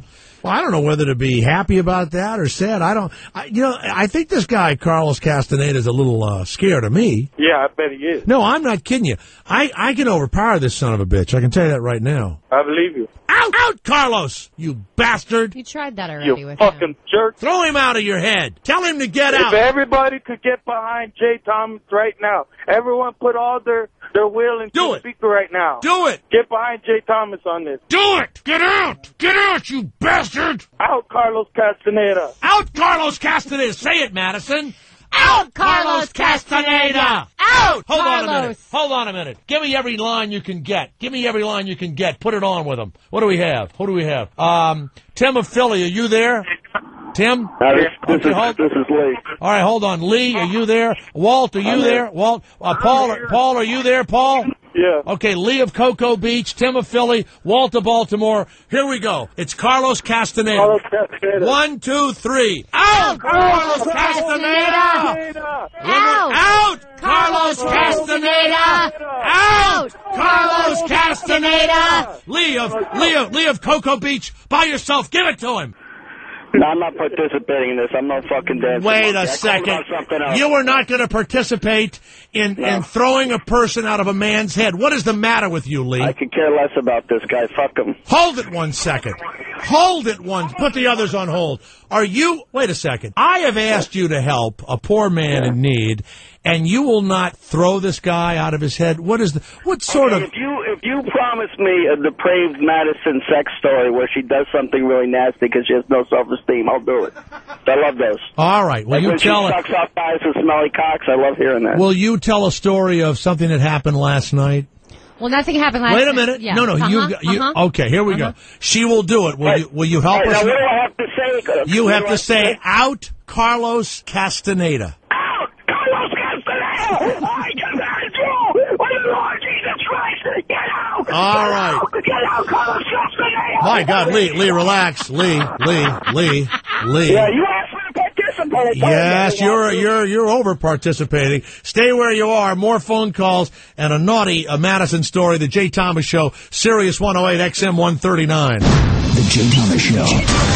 For idiots, by idiots. Non-stop idiot action. It's the new afternoon show on Stars 2. Jay Thomas on Sirius 108 and XM 139. Stars 2. Maxim Radio with Covino and Rich. Hey, it's Covino. I'm Rich Davis. Every day you can catch us here on Sirius XM Stars Deuce. We're Maxim Radio. Everything Maxim, like the magazine, and we talk about, well, everything you and your friends are talking about. Entertainment, sports, women, relationships. How to better your life in every way. Trying to dominate the scene? Make sure you listen to us and we'll teach you how. It's Covino and Rich. Be here. Maxim Radio with Covino and Rich. Weekdays noon to 3 p.m. East and replayed from 6 till 9 p.m. East. The new Stars 2. Sirius 108 XM 139. Have you been living paycheck to paycheck? Have you been making credit card payments for years only to feel like the balance never goes down? In fact, with interest rate hikes and late fees, you feel like you're getting further and further behind, no matter how high your credit card debt is. At Jordan McKenna, we're not here to judge you. We're here to help you. Together, we can reduce what you owe and stop those harassing collection calls. We'll even design an affordable monthly payment plan. You could save thousands of dollars off your high-interest credit card debt. If you have over $5,000 in credit card debt, you could automatically qualify. So call Jordan McKenna now for a free, no-obligation consultation. Find out how to reduce what you owe, stop the never-ending collection calls, and get out from under that mountain of credit card debt. For your free, no-obligation consultation, call now. 800-437-0664. That's 800-437-0664. 800-437-0664. About 2 or 3 months ago, I started having money problems. Ever since then, I've had a pretty hard time keeping up with the bills. The worst part is I can't make the house payments. So when the phone started to ring and I knew it was the mortgage people calling, I didn't pick it up. I just couldn't. And the notices were coming in the mail too. Lots of them. Now I may lose my house and I don't know what to do.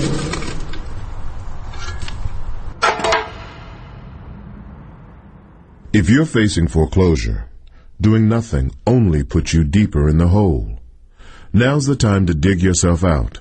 Call 1-888-995-HOPE today. That's 1-888-995-4673. Because nothing is worse than doing nothing. A public service announcement brought to you by NeighborWorks, the ad council in this station. Society's oddities played like a fiddle. The Jay Thomas Show, the new afternoon show on Stars 2, Sirius 108 and XM. Is always happy. It's the Jay Thomas Show. Let's go back to Lee of Cocoa Beach.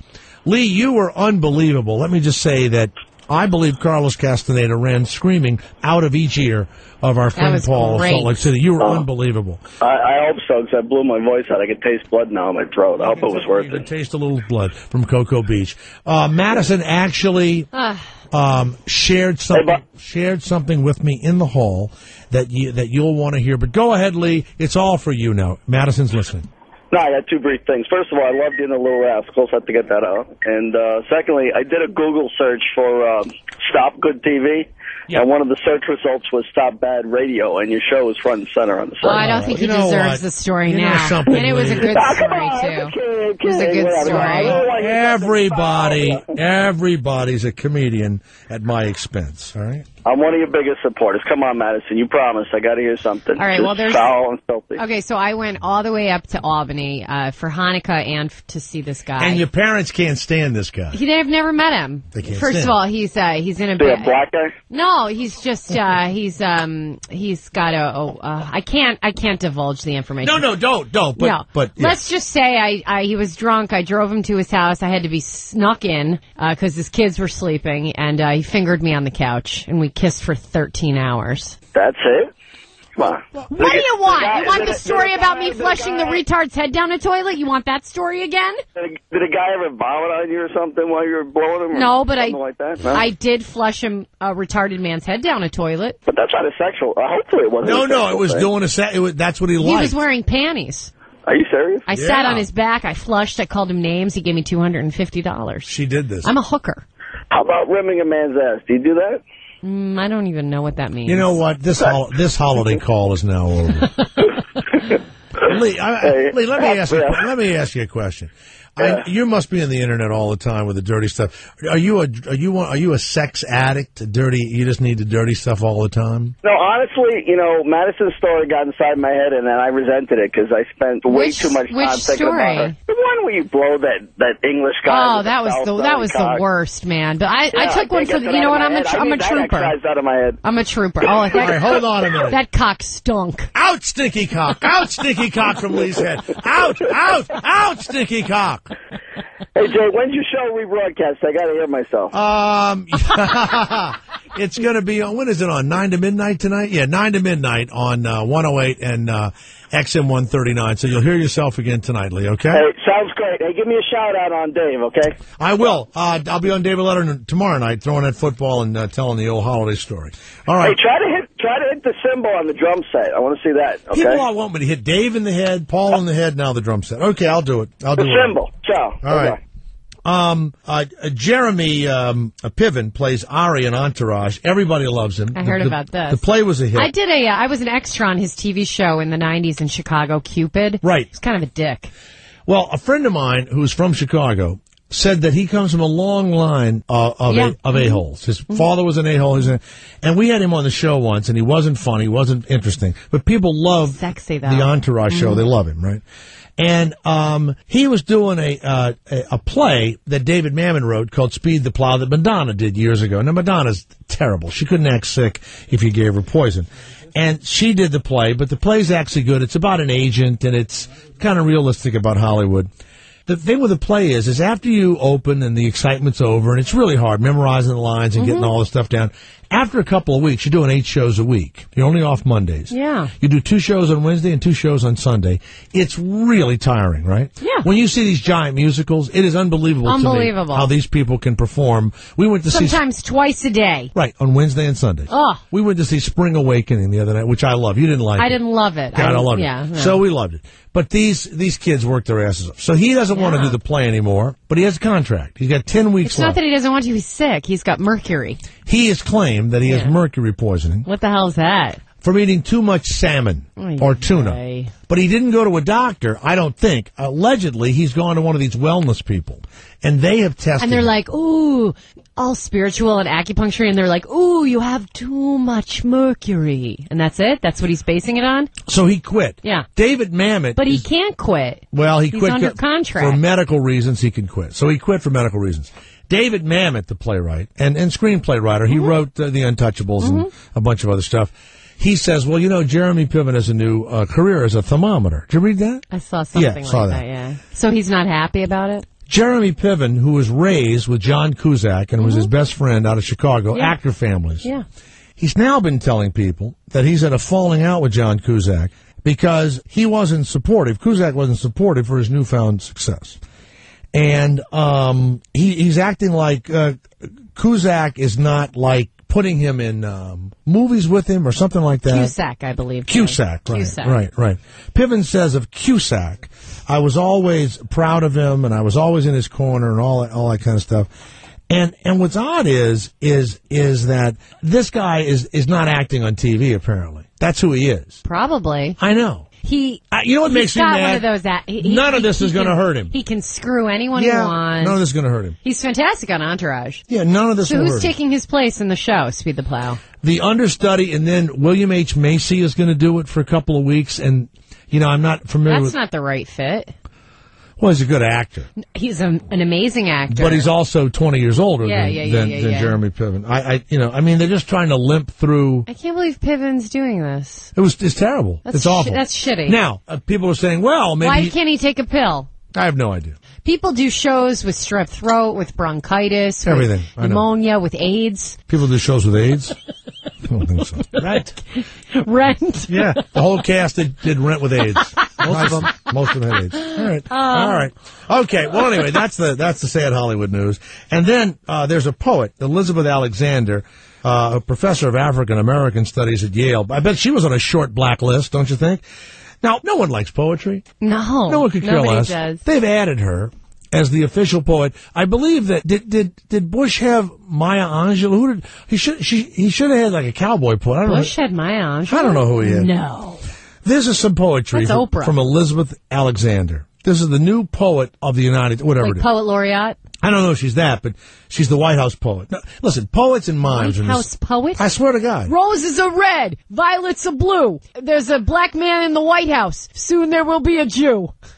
Garrett's laughing! Blues by Elizabeth Alexander. This is her famous poem, Black Woman. I am lazy, the laziest girl in the world. I sleep during the day when I want to, till my face is creased and swollen, till my lips are dry and hot. I eat as I please, cookies and milk after lunch, butter and sour cream on my baked potato. Foods that slothful people eat, that turn yellow and opaque beneath the skin. Sometimes, come dinner time Sunday, I am still in my nightgown, the one with the lace trim, listening because I have not mended it. Many days I do not exercise, only consider it. Then rub my curdy belly and lie down. Even my poems are lazy. I use syllabics instead of iambs. Prefer slant to the gong of full rhyme.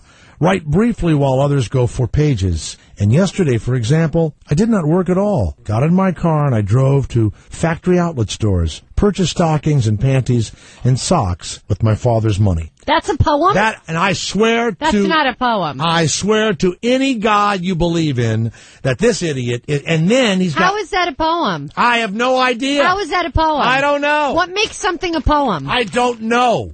I really don't. If I were to write this piece of crap, everybody would laugh at me. And it's poets. That's not a poem. Oh, it's stupid. A poem, in my opinion, is rhymed. I'm sorry. Forget it. It's bad. It's bad. You really have you have balls saying that. It's something I've always thought about. Poetry sucks. Someone said that to me today. Everyone's afraid to say what they really think of poetry. I say what I feel, but I never really give I'm stealing that, by the way. And hey, what was that joke? Poetry's bad? What was that one joke about Poetry's bad? Wait a minute. What was that? What are you stealing? I'm bad? stealing. I'm just going to say that on All Nation. Just going to say, poetry's bad. No, you should go on All Nation. It's so cold. Wait, it's so cold. The one about the Al Roker. What was that joke? I thought you didn't like it. I'm using it. It's so cold. Times are tough. There's nothing to talk about. That President Bush bailed out Al Roker. Yeah. There you go. All right, stay where you are. All she did was dress to impress at a Giants game, and they threw her beautiful breasts and her lovely ass in the snow. This is poetry. She came to sit. She came to enjoy. She came to watch the to and fro of the battle of the hyperspheritoid. And yet, when security came, they didn't get it. They didn't understand it. Even though it was a game, they didn't get her game. And so they tossed her from the arena into oblivion. And yet oblivion, in its own way, has become the mark. Jay Thomas Show. Every day something new, something bizarre. For you, for now. The new afternoon show on Stars 2, Sirius 108 and XM 139. The new Stars 2, Sirius 108, XM 139. Vinny, 6 a.m. to 9 a.m. East, Sirius 6 West. On the Vinny replay directly after the show. Maximum Radio with Covino and Rich. Noon to 3 p.m. East, 9 a.m. to noon West. Maximum Radio with Covino and Rich. Replayed from 6 till 9 p.m. East. The Jay Thomas Show. 3 p.m. to 6 p.m. East. The Jay Thomas Show. Replayed from 9 till midnight Eastern. The new Stars 2. The new Stars 2. The new Stars 2. Sirius 108 and XM 139.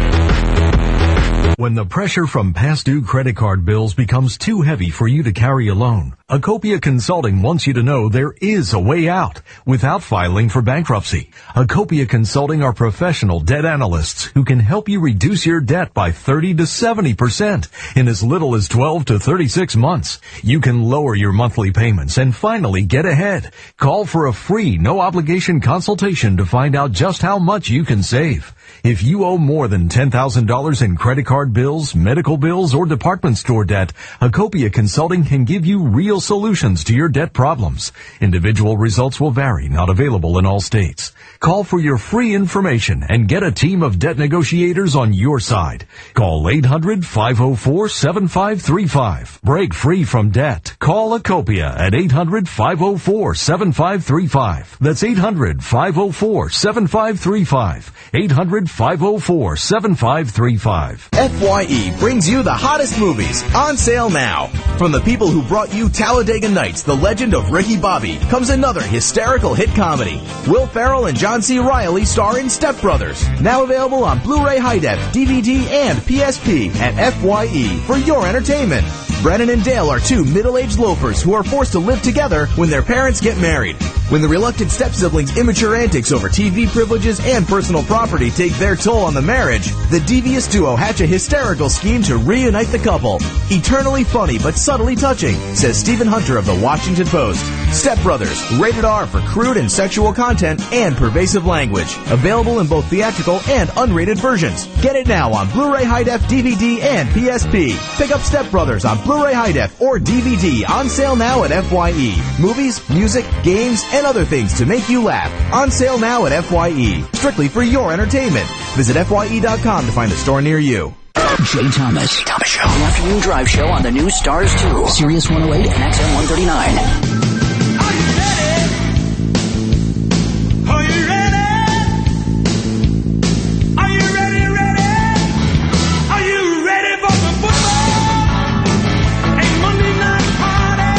Sandra Fortunato. Go to MissFootball.com.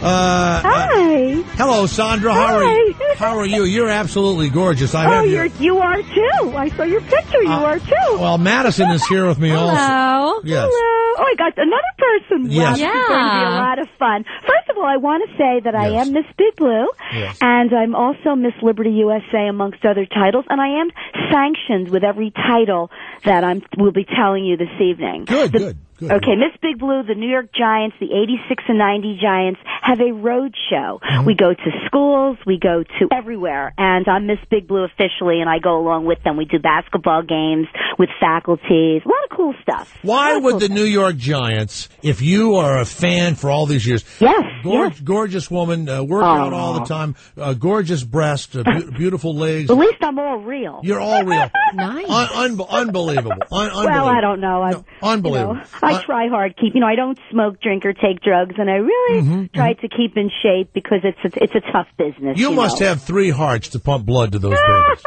How big are they? Double D's? Well, way past there. I had the sign on. Did you see? I love my Giants. And people were taking it like, your Giants. I go, no, my Giants, the New York Giants. Oh, they thought your chest. They meant your giant chest. Yeah, did you see the pictures in the New York How do you get Times such today? big boobs? Well, first of all, I'm half Italian. And I'm not really that I'm that large. It's that I'm that tiny. I'm a very small person. Mm-hmm. Like a Dolly Parton, she's very tiny. And I'd love to have tits that big. Oh, come on. You're probably gorgeous just the way you are. Is your back out because your breast Well, is I so do big? have a lot of back problems, but I wouldn't get surgery because you never know what you might look like afterwards. Right. So I'm better with this. But like I said also, I got my start, which I think you'd find amusing, getting a standing ovation at Giant Stadium of over 65,000 fans. And backing up the truth is that Doug Van Horn, who was the captain of the Giants for 13 years at that time, said he literally told me he had to call a timeout because he could not hear any of the calls in the huddle. But that's how I got started. It happens also at the Philadelphia Eagles and the hockey, and then I stopped the hockey game at Madison Square Garden, and I didn't do anything. I think people see the warmth inside of me. I'm a very, kind of like not a bad person. I'm very friendly. You just stood up and the boobs were there? Well, no, I just walked in Madison Square Garden. Even the hockey players wanted to know who I was, and they had to announce on the speaker, please sit down, everyone in the crowd. But that was many years ago. Can I ask you a question? I went to a Jet game, and when Boomer Esiason was the quarterback, and it was Boomers. That was you? Yes. Nice. So now everyone. And the players appreciate it too. They go, thanks for wearing my name. Thanks. Now look, you love the Giants. You're a flamboyant dresser. You're well endowed. But there was nothing wrong with that outfit, Mr. J. No, I know that, and I was wondering, do your breasts play wide out or full back? You're so funny. Thank you. Now listen. I don't know. I got a tight end too. I don't know. It's pretty funny. Go to MissFootball.com. You go into the stadium, and where were you sitting? It was like, 3 weeks ago or 2 weeks ago? Right. I was sitting, usually I sit towards the front, but when I went yesterday, I'll tell you the other story behind it. I sat in my seat, and as I was walking up, and 5 million people, they have phones, they take photos in their phones, so it's even worse now, because I can't even walk 1 second. I don't know what I have, because there are a lot of people that are well endowed. I think it's also my spirit that people see that. But you're wearing a sign and everything. I mean, you're not just walking in. Well, yeah, but everybody wears, they wear T-shirts. But I wear very funny signs. I couldn't bring any signs in last night, and I had a million great ones. I had It's Not Finer in the Carolina. Did you try to get in last night to the Monday, I'll tell you the Sunday story night about game? last night. It's freezing, though. Well, I was, but I want to tell you that I taped it on TV, and there were 7 people that held up signs, but they won't let me hold any, and I don't feel that's right. Okay, I don't understand this. You are well known in Giant Stadium. Yeah. You've been around for quite a while. You're great looking. You're not naked. You're not naked. You weren't licking your nipples or anything. I have a college degree. I'm a former school teacher. I was a deputy mayor. I'm not a jerk, and I don't understand why did they remove you? What was the reason? Let me just How tell did you. it happen? Okay. Well, I went. Did your boobs knock over too many beers? No, nothing like that. Were you? In fact, hurting the economy of this? No, it's just that there are some women, and I want to tell you, I have a lot of women fans. I cannot get out alive out of a ladies' room without 5,000 pictures being taken. All right, hold on. Just tell us what happened at Giant Stadium. So you know, okay. I came up to the top of where my seat was, and there was 5 female security guards. I said, uh-oh, what's this? Because a few years ago I had a problem. I had brought in some signs, and I had to get a lawyer. It was a big mess, but everything went fine. I went back in the stadium very quickly, as you read the story by Andrea Pazer. So anyway, now this is the thing. They brought me down to security with all the drunks and the alcoholics and people, I mean, disgusting people. Now, mind you, not that I'm bragging about myself, but I work hard, Jay. I raise a lot of money. I raise money for troops. I raise money for cops. Look, you've got Sandra. Quit telling us how great you are. Well, it's not that, but you got to do something. No, I understand. You got the 5 women. What was the reason they were throwing you out? I will tell you. They said, how did you get this suitcase in here? It wasn't really a suitcase. It was a little bit of a larger pocketbook with wheels on it. I said, well, I walked in with it. It has all the Toys for Tots, and I got dropped off, and I didn't want to leave them outside and just throw them out. So I had them with me in 2 little signs. Okay, they were upset that they wanted to know how I managed to get in the gate with that. Well, all the guards know me, and it didn't look like much more than a pocketbook, and I don't know how I got in. There was really nobody around, so I was in. So, okay, I got in the stadium, and I sat down, and I guess some people complained. Then he goes on about something else. He goes, well, you're not allowed to have this here. You're not allowed to have any signs, and you can't have baggage like this. We don't allow it in the stadium. Then the next thing he said is, what do you have on underneath that Santa suit? I says, well, as you can see, I have a sweater on the top underneath, which you saw in the paper without a sweater. That was just for the photo shoot.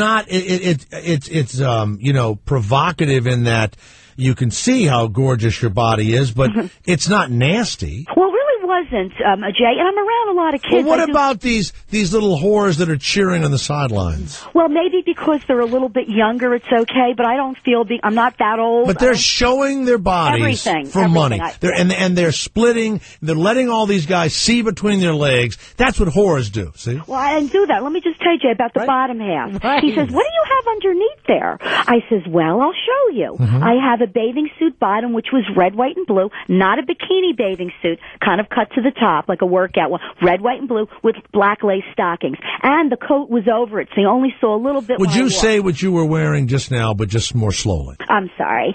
Anyway, it was they asked me what I had underneath, and I showed them. I said it was a red, white, and blue bathing suit bottom. Slower. With black lace stockings. Right. And nothing was showing. Right. Nothing. He's funny. So that was the deal. And he says you cannot wear lingerie here, and it was not lingerie. Were you being a naughty girl? Were you being naughty? No. Because I was being a bad boy. And I will tell you, I do like everyone at Giant Stadium, and I do like security too. I mean, no, wait, hold it, stop. So they threw you out because of your outfit, because you were causing a problem, or they thought that you had a bomb in your suitcase? I don't get why they threw you out. Well, because a few of I guess some of the ladies might have complained, and they said I disrupt the game a lot. Was when I go there. You mean the titless women that are around you? Well, maybe, I don't know.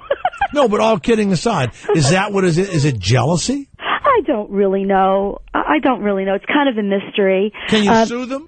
Well, I don't know about that either. You know, I have to get an attorney and everything. And yeah. I don't really know if it's worth it, but what I don't like is that I should be able to wear what I want. You know, just because I have large breasts doesn't mean that I should not wear something that I like to wear. I have to tell you, myself. I believe that in New York State, there was a woman that walked around topless to prove that if men can walk around topless, even in Manhattan, is that not true? That's true, yeah. And the men do come without shirts on a Giant Yes, stadium. and they challenged that in court, and I believe this woman won. Well, it's distracting. Don't you remember the Seinfeld where the girl was walking down the street and Sue Ellen Mischke, And Elaine was pissed because she walked down the street and then Kramer crashed a car. And really? yeah. So that happened to me once when I was posing for a cover of a magazine on downtown New York City. A guy hit somebody or something. I don't know. But it's just, I just feel, I love the Giants and I love the organization. Well, Sandra Fortunato, go to MissFootball.com. If you're going to get an attorney, what you have to prove is some sort of emotional, despair. Well, it is emotional. Well, wait a minute now. You're pretty happy here on the radio with us. When you get the lawyer, you're going to have to say that this has ruined your life and that well, you're it might have mentally ruined ill. a little of my fundraising career. But can I just tell you what happened when I went to the game, or don't you want to know that? Yeah, you went to the game last night, the Carolina game. Go ahead. What happened? Okay. Well, I went to the game and I was driving. Were your boobs just freezing last night? Well, I wore a turtleneck sweater because that's what they suggested I wear from now on. How many turtles died to make that sweater? That's funny. But they don't realize with a turtleneck sweater it's worse, Jay, because I even look larger because nothing's cut in half. Right. Yeah. So anyway. Do you have a Mr. Fortunato? Oh, who's that? A husband. Not anymore. And my name is Fortunato, is my maiden name. Never used my married name anyway. My husband's an ex-pro ball player. So let me just tell you something. Would I know his name? You would, but I'm not, Why not? Well, he's not really that famous. That was a long time ago. Right.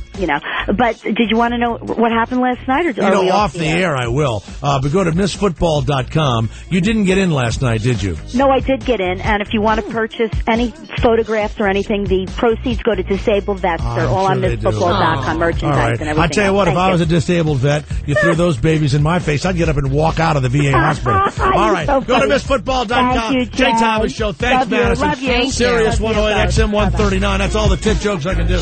Good luck on Letterman. Okay, bye.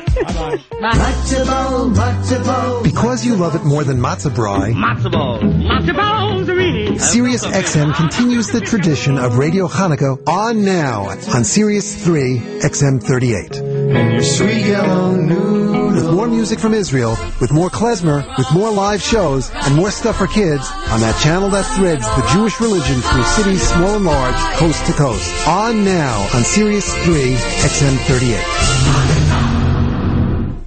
Imagine a lifetime of the most exclusive, star-studded, action-packed radio entertainment all in one place. Now, you don't have to imagine. For a limited time, SiriusXM is offering everything worth listening to for the life of your radio at a savings of $100. With commercial-free music, talk, comedy, news, and sports 24/7, you can grow old listening to your favorite channels, including E Street Radio, Willie's Place, Shade 45, Radio